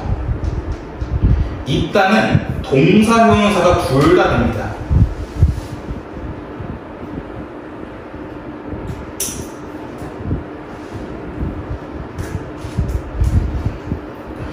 동사, 형용사 둘 다 되는데, 그럼 얘는 어떻게 구분하느냐, 의미로 파악하셔야 되거든요. 이 있다가 동사일 때는요, 한 장소에 머물다 라는 뜻이 되고요. 근데 이게 만약에 형용사일 경우에는 존재, 소유와 관련이 있습니다.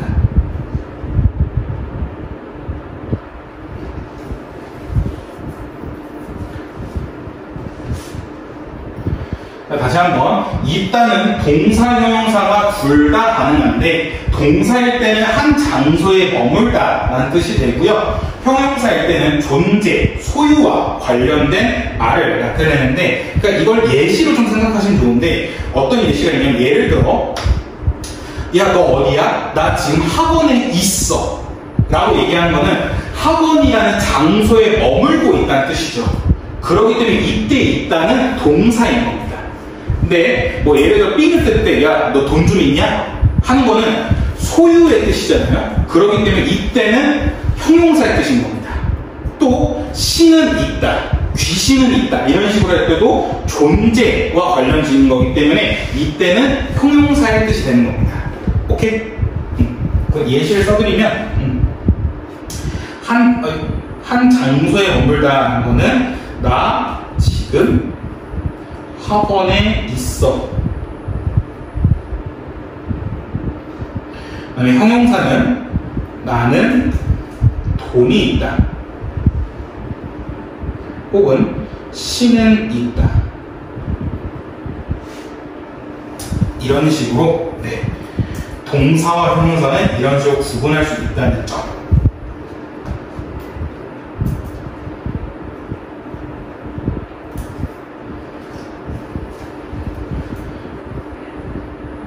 자, 그 다음에 또 하나 뭐가 있냐면요, 자연의 움직임을 나타내는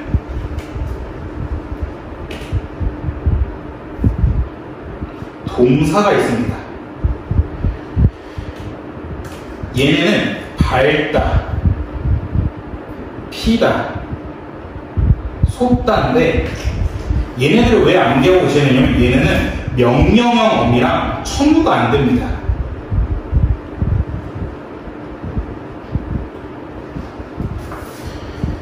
그러니까 뭐 예를 들어서 해야 밝아라, 해야 솟아라, 아니면 꽃이여 피어라 라는 식으로 명령어미, 청명어미가 못 붙는 게 바로 이 밝다, 피다, 솟다인데, 얘는 명령과 청유가 안 되니까 형용사 아닌가 할 수 있겠지만, 얘네들은 자연의 움직임을 나타내는 동사라는 거. 그래서 이거 꼭 알고 계셔야 되는 게 예외로 엄청 많이 나오거든요. 그래서 밝다, 피다, 솟다는 형용사처럼 보이지만 동사이다 라는 게 중요하니까 꼭 알고 계시면 좋을 것 같습니다. 오케이?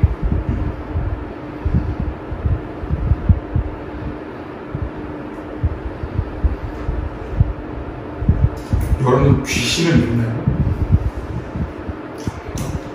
한 번도 안 봤어? 건강하구나. 저는 귀신을 되게 자주 봐요. 그러니까 저는 귀신 혹은 헛것이라는데 저는 매번 그래요. 이게 느낌이 와. 그때 피곤하다. 이거 느낌이 쎄하다. 느낌이 쎄할 때 꼭 헛것 싶고요. 그래서 예전에 또 최근에 본 게 그때 1학기 기말고사 대비할 때 1학기 기말고사 대비하니까 제가 여기서 학원 끝나면 쭉 내려가서 내려오려면 그 사거리 되게 큰 데 있잖아요. 그 파리바게뜨 근처에서 제가 버스를 타거든요. 그 버스 이렇게 기다리고 있는데 저는 이제 그 중앙차선 고속터미널까지 가야 되기 때문에 쭉 기다리고 있는데 어느 마을버스 쭉 온 거야. 마을버스 쭉 와서 마을버스 쭉 열렸는데 마을버스 그 노예자석 그 밑에 자리에서 사람이 이러고 있는 거야. 그걸 보고 어우씨 헛것같다 하고 다시 봤더니 또 사람이 없어. 그래서 전 그렇게 종종 한 번씩 봅니다. 사람이 이러고 있었어. 얼굴만 이렇게 딱 그래서 그래서 피곤하구나 내가. 그래서 그 다음날 그래서 그날은 그래서 집에 가서 야근하다가 바로 자고요.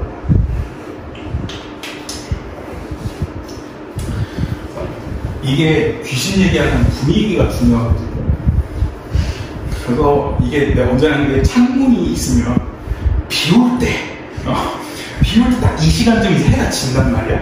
8시쯤. 이때 하면 창문인데 여긴 창문이 없어. 그래서 여기는 귀신 얘기해도 그렇게 살 것 같지 않아. 오히려 더 무서울 것 같아. 여기는. 이러고 나서 너네 스터디 카페 갔다 생각해봐. 스터디 카페도 그래도 지금은 애들이 다 자습하고 있어서 애들이 많을 텐데 얘들이 한 3명밖에 없어. 얼마나 무서워.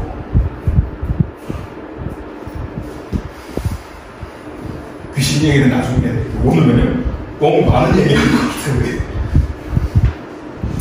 자, 그 다음에 38페이지 용언의 활용에서 어감과 어미가 나오는데 형광 펜칠 하시고요. 어감과 어미 반드시 알고 계셔야 됩니다. 네. 이거 엄청나게 중요한 거예요. 어감과 어미 반드시 알고 계셔야 되고 왜 반드시 알고 있어야 되냐면 우리 이따가 어근과 접사를 할 텐데요. 그거랑 헷갈리시면 안 됩니다. 어간과 어미가 있고요. 어근과 접사가 있습니다. 얘네 두 개 헷갈리시면 안 됩니다.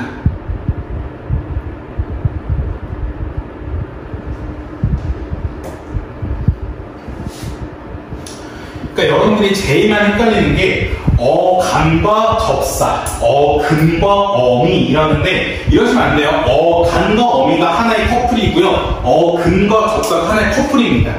그럴 때 얘네 서로 바람피게 만들면 안 됩니다. 간의 짝은 어미, 근의 짝은 접사. 이거 꼭 알고 있어야 되는데 그럼 간이라는 게 뭐냐 이러는데 간이라는 거는요 변하지 않는 부분을 얘기하고 어미는 변하는 부분을 얘기합니다. 이게 무슨 말이냐, 우리 예전에 용언할 때 용언이 이 용자가 활용하다 라는 뜻이랬고 활용하다는 뜻은 형태가 막 바뀐다 라고 했었거든요. 그래서 우리 대표적인 용언이 먹다가 있어요.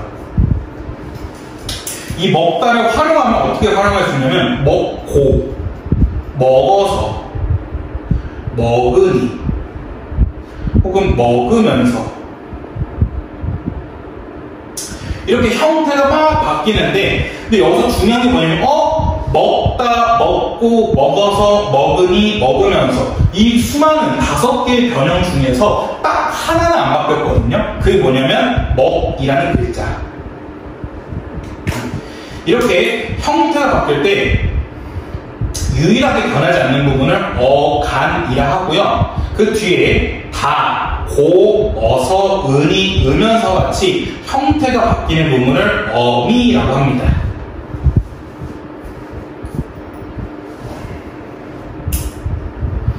오케이? 그래서 간과 어미는 반드시 알고 있어야 돼요.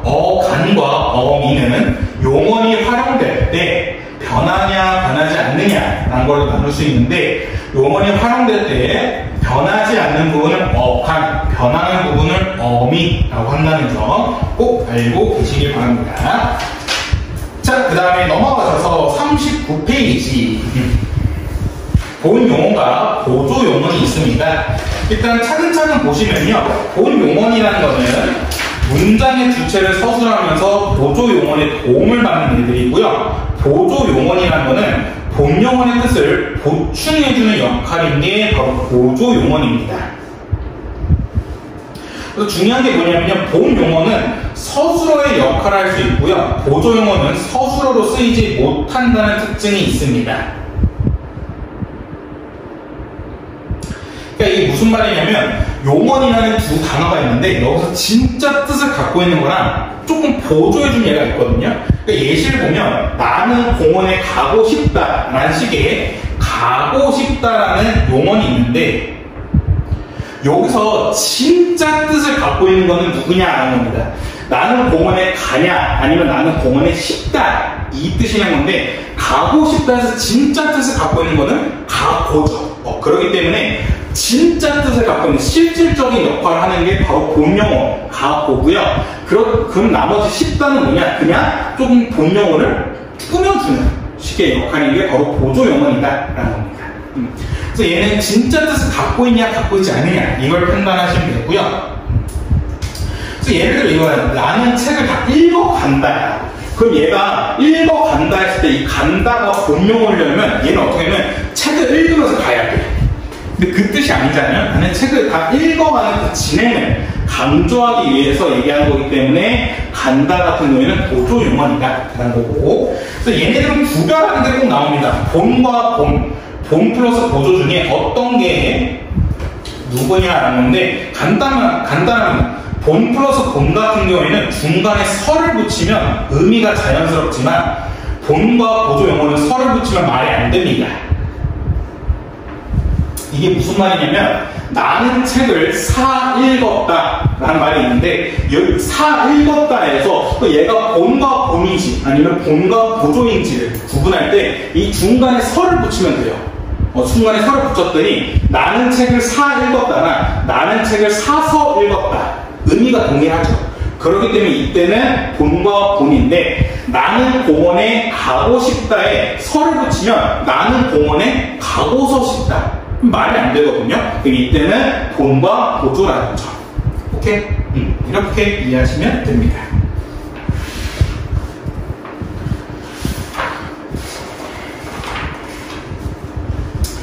자, 그 다음에 40페이지 넘어갈게요. 규칙 활용과 불규칙 활용은요.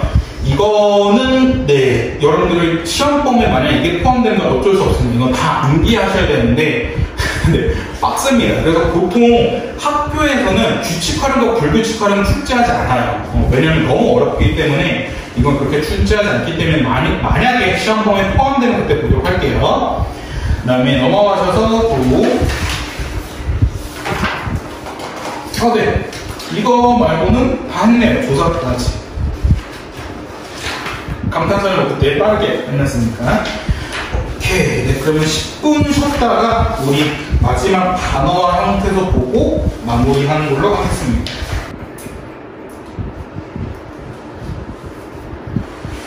페이지는 55페이지.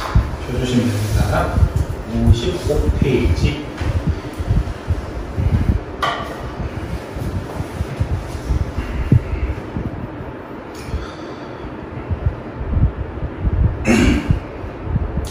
이제 형태소를 배울 텐데 형태소는 이제 여러분이 우리나라 문법에서 거의 마지막으로 배우는 거라 생각하시면 되고요. 일단은 우리가 문법의 구조부터 하나 보시면요. 일단 여러분들이 1학년 1학기 때 의문에 대해서 배웠거든요. 의문에 대해서 배웠는데 의문이라는 게 뭐였냐면 뜻이 없는 최소 구별 단위 그랬는데 그 의문 애들이 모여서 뭘 만드냐면 형태소가 됩니다. 형태소가 되고요. 형태소 애들이 모이면 단어가 되고요. 단어 애들이 모이면 어절과 절이 된 다음에 그 다음에 맨 마지막 문장이 되거든요. 그래서 일단 여러분들이 의문을 배우셨고 그 다음에 우리 단어는 품사를 통해 배웠습니다. 그 다음에 이 어절과 절, 문장 같은 경우에는 문장 성분을 통해서 배웠기 때문에 이제 우리에게 마지막 남은 게 바로 형태소입니다. 그래서 이런 식으로 좀 구조를 알고 계시면 되고요.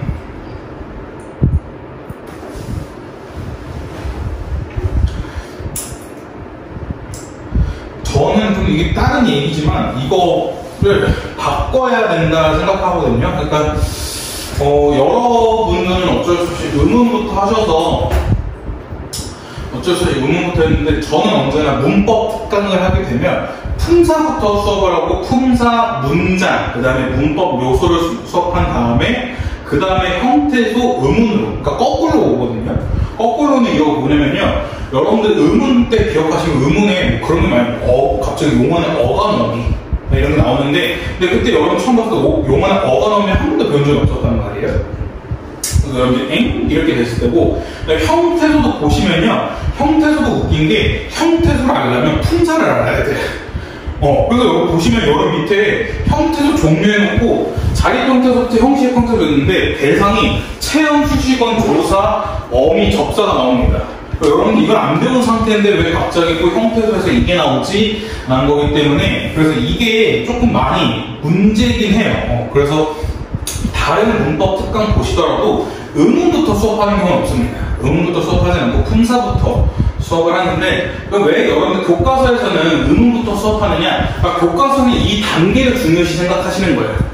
의문이란 게 모여서 형태소가 되고, 형태소란 게 모여서 단어가 되고, 이렇게 되는 거기 때문에, 그냥 여러분들이 혹시나 왜 갑자기 품사를 배웠다가 왜 갑자기 또 형태소를 뒤로 바꾸어야지 할 수 있는데, 어쩔 수 없습니다. 품사를 알아야 의문, 형태소, 문장을 알 수 있기 때문에, 그래서 그런 순서를 했다라는 거고요. 그러면 왜 형태소라는 거는 우리가 왜 배우냐?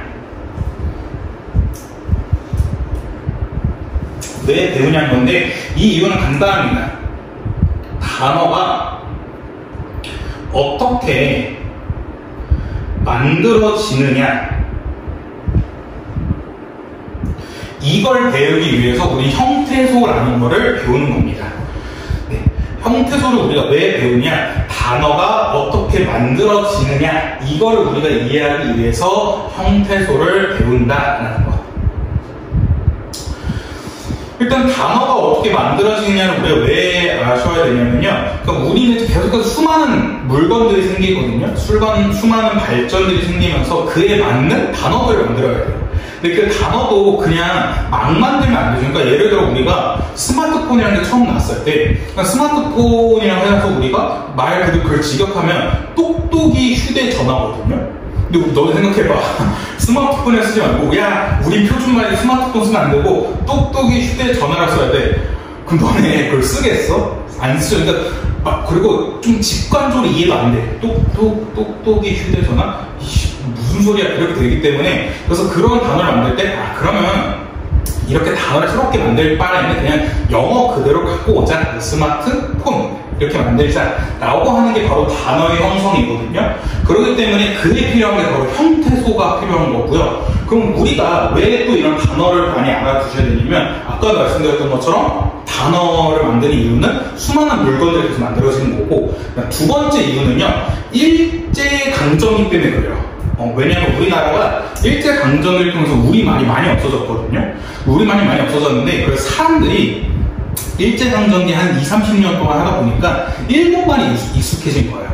대표적인 게 뭐냐면, 여러분들 아마 주변에서 그런 말 많이 쓰시는 분들이 있는데, 융통성이라는 말보다 유도리라는 말을 쓰는 경우가 많거든요. 너 왜 이렇게 유도리가 없냐? 근데 유도리가 대표적인 일본말이에요.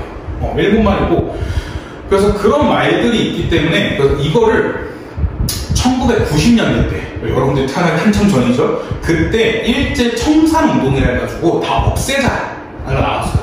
그래서 이거 완전 다른 얘기지만, 여러분들 그래서 어느 정도 했냐면, 여러분 광화문 혹시 가보신 적 있나요? 광화문 앞에 원래, 그러니까 옛날 그림 같은 데 보시면요, 이렇게 광화문이 여기 앞에 있으면 이 앞에 뭐가 있었냐면요, 일제 청사 건물이 있었어요. 청사 건물이 있어서 되게 보기 더럽거든요. 혹시나 파묘라는 영화 아시나요? 예전 올해 초인가 개봉했던 건데, 다 보셨어요 혹시? 한번?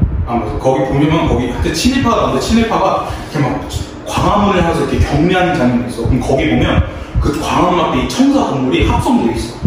뭐 그렇거든요. 그러니까 이게 되게 꼴보기가 싫었어요. 왜냐면 광화문 앞을 바로 가로막고 있어서.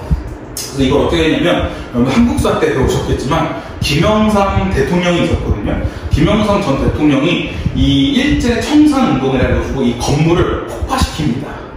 근데 이게 폭파시킬 때 엄청 논란이 났던 게 뭐냐면, 일본 애들이 이 건물이 자랑스러운 거야. 왜냐면 자기네들 일본 애들 잘 나갔을 때 그걸 지었기 때문에. 이게 또 실제로 엄청 잘 지었대요. 엄청 튼튼하게 잘 지었대요. 진짜 너무 잘 지어서 이게 또 그 문제였던 거예요. 그래서 사람들이 엄청, 우리나라에서도 논란이었던 게 이거 그냥 폭파시켜야 된다. vs 다른 말은 이거 남겨놔야 된다. 왜 남겨놨냐면 우리가 그 일본 애들한테 당한 거를 매번 이 건물을 보면서 기억해야 된다. 그래서 남겨놔야 되는데 사람들이 결국 폭파시키자. 근데 폭파시킨다 했더니 일본 애들이 뭐라 하냐면, 야, 폭파시키지 마. 이거 우리가 다 가져갈게.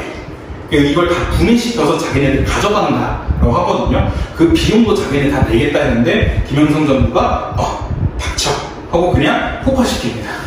폭파시키고 그 실제 그 영상이 있어요 아마. 그러면 그냥 진짜 빡 무너져요. 그래서 그때 되게 웃겼던 뉴스 중에 하나가 뭐냐면, 이때 그 대통령 지지율이 있잖아요. 대통령 지지율이 99%를 찍는. 네, 그 정도로, 그러니까 사람들이 와 잘했다고. 그 다음에 여전히 그 잔해는 남아있거든요. 잔해 어디 있냐면 서울역 뒤쪽에 있습니다. 서울역 그 뒤쪽에 마당 같은데 거기 버려놨어요 그냥. 그래서 버려놔가지고 어떻게 하냐면 사람들이, 우리나라 사람들이 이때 폭파시키고 나서 서울역 뒤쪽에 그냥 던져놓은 이유가 뭐냐면, 서울역 뒤쪽에 사람들이 그냥 노상방뇨하고 담배 피는 곳이었거든요. 그러니까 거기다 그냥 던져놓은 거야. 사람들이 그 건물 앞에다가 그냥 담배 툭 던지거나 노상방뇨하거나 그런 식으로 해가지고. 그래서 일본에서 어떤 게 극우 세력이라서 진짜 일본을 엄청, 우리 일본이 최고야 하는 그 일본인들은 우리나라로 와가지고 그 서울 뒤쪽으로 꼭 가는데, 거기 가서 그 건물을 만지면서 우는데, 왜 일본 이러면서 막 이렇게 운다고 하거든요. 그래서 그때 이거랑 같이 하는 게 일본말을 다 없애자 이거였어요. 그래서 그 중에 대표적인 단어가 뭐냐면 노견이에요. 노견이라는 게 뭐냐면, 이 노자가 길노자고 견자는 어깨 견자거든요. 그래서 여러분 견장하는 게 이제 여기 단어고, 가끔씩 부모님들이 어깨가 막 아프다 하신 경우 있어요. 그게 이제 50살에 오는 50견. 그래서 막 어깨를 막 아파하시는데, 그래서 이게 길에 어깨라 해가지고, 지금으로 말하면 여러분들 이렇게 길이 있으면, 여기 차도가 있으면 여기 이게 노란색으로 살짝 되고 여기 이렇게 빗금치는 건 있거든요. 이걸 지금 갓길이라고 하거든요. 그래서 갓길에 차 좀 세워봤을 때 여기 이제 끄트머리에 차를 세우잖아요. 여기가 원래 노견이었어요. 노견이었는데 이 노견도 일본말이어가지고 이 일본말 없앤다. 근데 이 노견이라는 말 없애면 그럼 여기 이제 뭐라 부를 거냐 라고 이제 문제가 생긴 건데, 그래서 이제 사람들이 단어를 만들 때 어떻게 하냐면, 길이긴 길인데 어디에 길?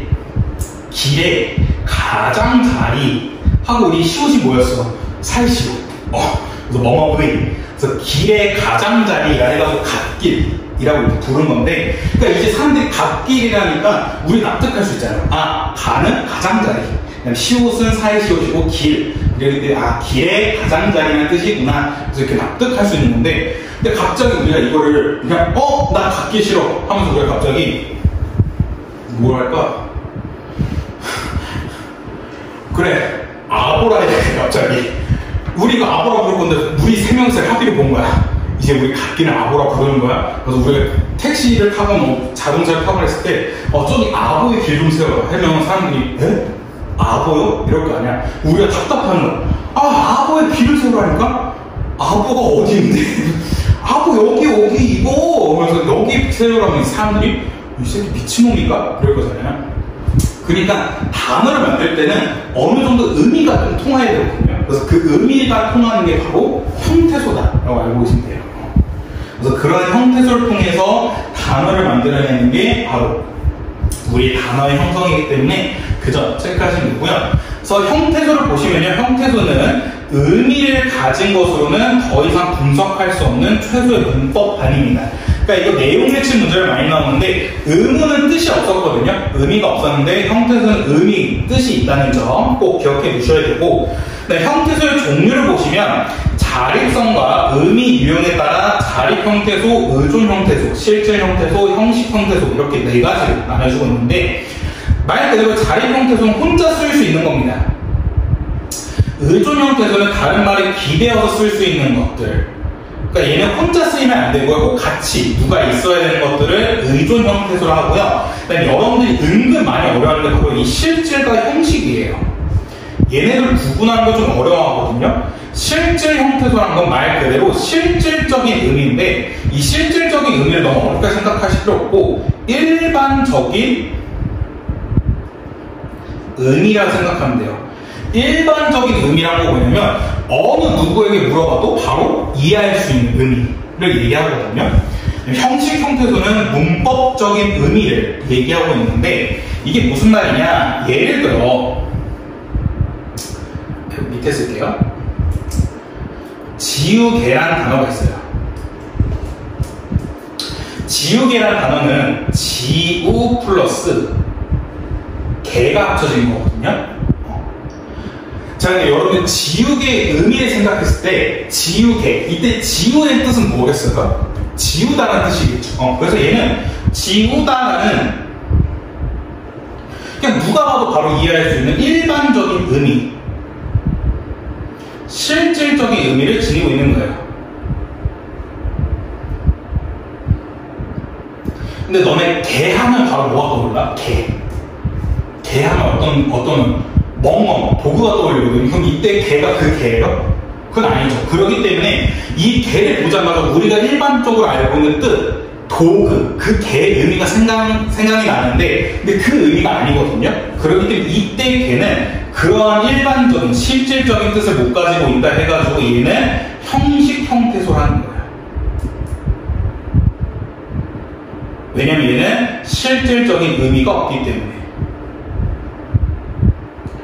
반면에 지우개의 지우는 지우다라는 일반적 실질적 의미를 지니고 있기 때문에 얘는 실질 형태소로 볼 수 있는 거고.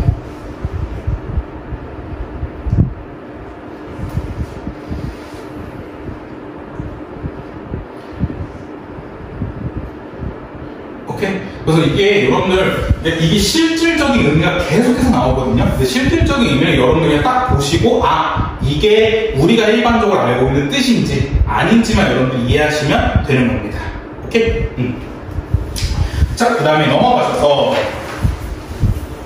57페이지 보시면 단어라는 게 나옵니다.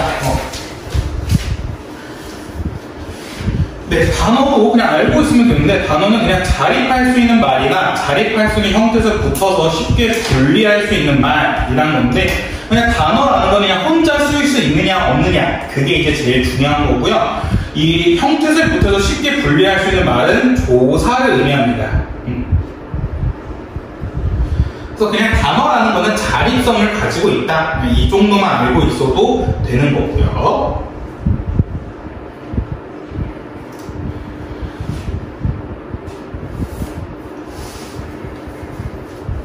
자, 그 다음 58페이지입니다. 58페이지 이제 형광판 칠하시고 어근과 접사 꼭 체크하셔야 되는데, 네, 이 어근과 접사는 첫 번째로는 한국인의 직관이 필요해요.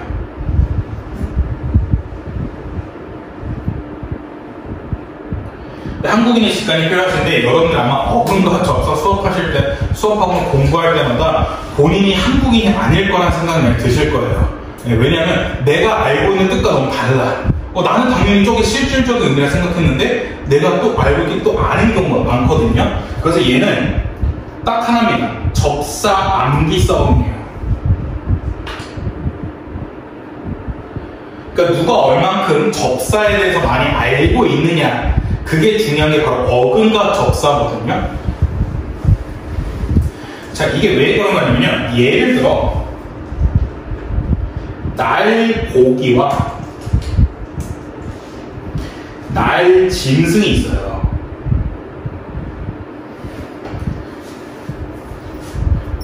자, 날고기, 날짐승 둘 다 날 플러스 고기, 날 플러스 짐승이거든요.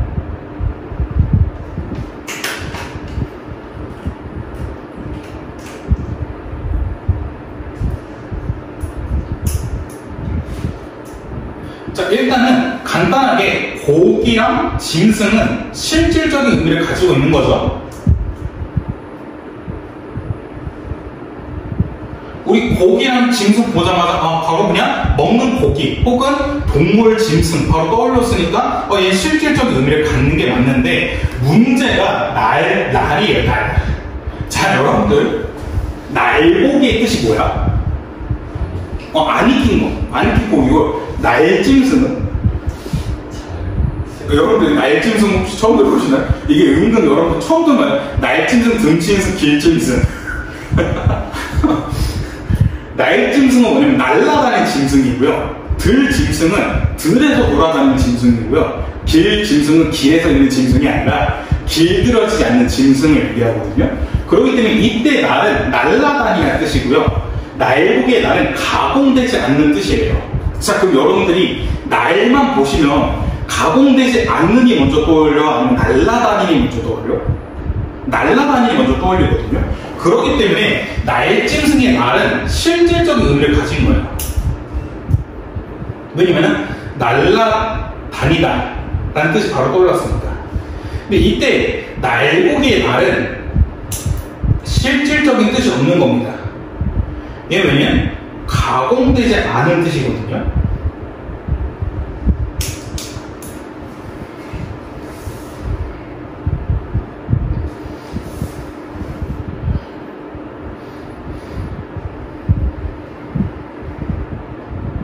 그래서 여러분들이 이런 식으로 파악을 하셔야 돼요. 얘를 보고 날고기는 날 플러스 고기인데, 일단 날고기라는 뜻은 익히지 않은, 가공되지 않은 고기를 얘기하는데, 그럼 날 플러스 고기니까 이 날에 가공되지 않은, 익히지 않는 뜻이 들어가야 되네. 그러면 이 날이 우리가 딱 보자마자 그 두 가지 뜻이 떠오르냐 떠오르지 않느냐 했을 때 안 떠오르네. 그럼 얘는 실질적인 의미를 안 가졌다 볼 수 있는 거고, 날짐승이라는 날아다니는 짐승을 얘기하는데, 그럼 날 플러스 짐승이기 때문에 이때 있는 날이 날아다니는 이라는 뜻을 가지는 건데, 그럼 우리가 날을 보자마자 날아다니는 이라는 실질적인 뜻이 떠오르냐? 떠오르니까 얘는 실질적인 의미를 가졌다라고 보시는 겁니다. 오케이? 그러니까 이게 한국인 직관이 필요한데, 한국인 직관이 아무리 하더라도 어려워요. 어렵기 때문에 이건 접사를 어쩔 수 없이 암기를 많이 하셔야 되는 거 꼭 기억해 두셔야 되고요. 그래서 밑에 보시면 어근과 접사가 있는데, 어근이라는 거 앞에서 우리 계속 말했던 실질적인 의미를 가진 얘기예요. 접사는 실질적인 의미가 없습니다. 실질적인 의미가 없고 그냥 그 뜻을 제안해 주는 게 바로 접사다라는 거.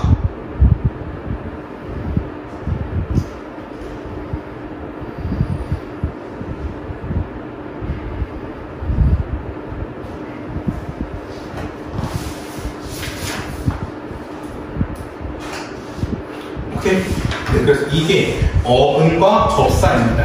그래서 밑에 보시면 제가 아까도 말씀드린 어근과 어간의 구분을 꼭 하라. 그래서 형광펜 꼭 칠하시고, 어근과 어간의 구분 꼭 별표 치고 꼭 기억해 두셔야 되는데, 어근이라는 거는 실질적인 의미를 갖냐 안 갖냐 그와 관련해서 얘기하는 거고, 어간은 형태가 변하냐 변하지 않느냐 라는 것과 관련이 있기 때문에 반드시 기억하고 계셔야 됩니다.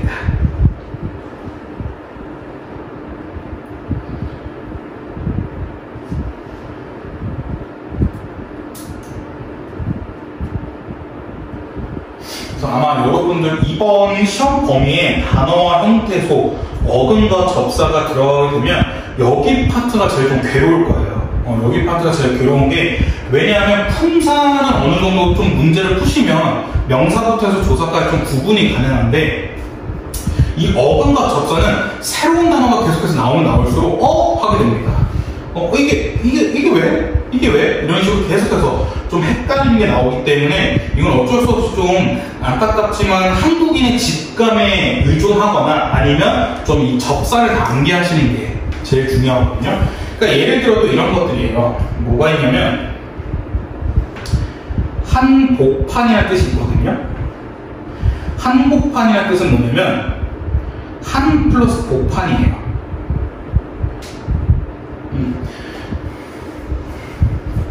여러분은 뭐 딱 떠오르자마자 한복판이라는 뜻은 어느 한 장소를 얘기하거든요. 근데 복판이라는 것도 하나의 장소의 의미예요.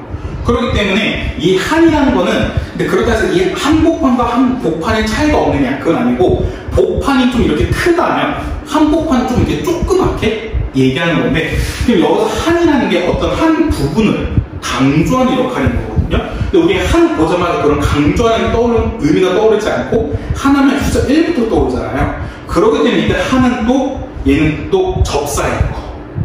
그러니까 여러분들 계속 이렇게 되는 거거든요. 또 이거 똑같아요.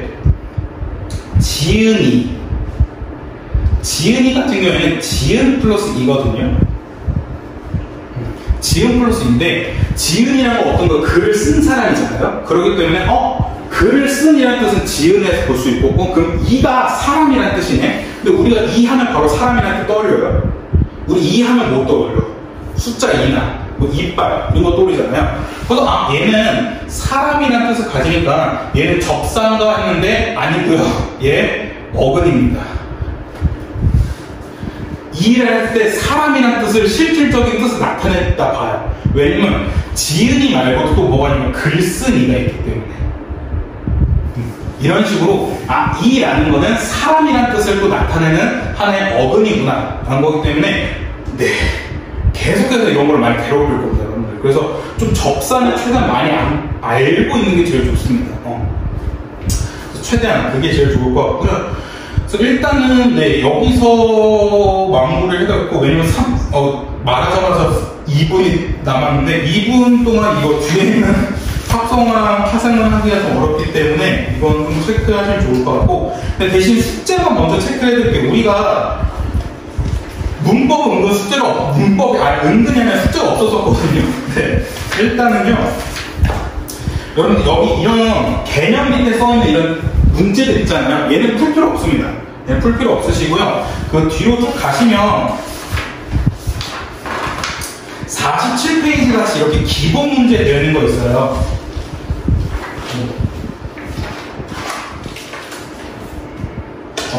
47페이지 기본 문제 되어 있는 거거든요. 기본 문제랑 그 뒤에 고난도 문제, 복합도 문제 이렇게 푸시면 되고요. 근데 대신 조심하셔야 되는 게 51페이지부터 54페이지는 풀지 마세요. 제가 카톡에 또 써드릴게요. 51부터 54는 풀지 마세요. 왜냐면 이거는 규칙화랑 불규칙화랑 이런 내용이 더 많기 때문에 이건 여러분들 지금 푸시기는 어려울 것 같고 그 다음에 62페이지부터 끝까지 계속해서 푸시면 됩니다. 62페이지부터 끝까지 문법, 그 기본 문제, 고난도 문제, 복합 문제는 다 푸시면 될 것 같습니다. 하고 51페이지부터 54페이지만 풀지 마시고 나머지는 다 풀면 되실 것 같고요. 네, 문학도 똑같이 춘향전, 홍계월전, 허생전 문제 풀어보시면 됩니다. 그래서 다음 주에 이거 한 번 더 설명하고 그 다음에 아까 말씀드렸던 것처럼 시험 간단하게 보고요. 미리 말하면 시험 풀기가 어렵지 않습니다. 그렇게 막 고난도를 출제하지는 않을 거고요. 그래서 그렇게 보시면 될 것 같고 그 다음에 오늘 이제 문법이 거의 다 끝내는데 여러분들 문법 공부는 진짜 간단하게 어떻게 하냐면 고생할수록 문법은 더 알게 되거든요. 저는 언제나 추천드리는 방법은 뭐냐면 백지 한번 쭉 써보세요. 그냥 백지에다가 예를 들어 우리 뭐 배웠냐면 품사 배웠거든요. 품사 배웠는데 품사는 어떤 걸로 나눠져 있는지 그래서 형태가 변화하느냐에 따라서 불변어, 가변어가 나누고 그 다음에 문장에서 기능 혹은 의미에 따라 나누는 게 기능에 따르는 게 체어, 수식원 이렇게 나눌 수 있고 의미는 명사, 대명사 이렇게 그냥 백지에 여러분이 쫙 써보시는 게 제일 좋아요. 써보신 다음에 분야 막힐 거거든요. 막힐 때마다 그냥 여러분들 보시면서 그래서 옮겨 쓰시면 돼요. 옮겨 쓰시면서 그렇게 공부하시는 게 문법은 가장 좋습니다.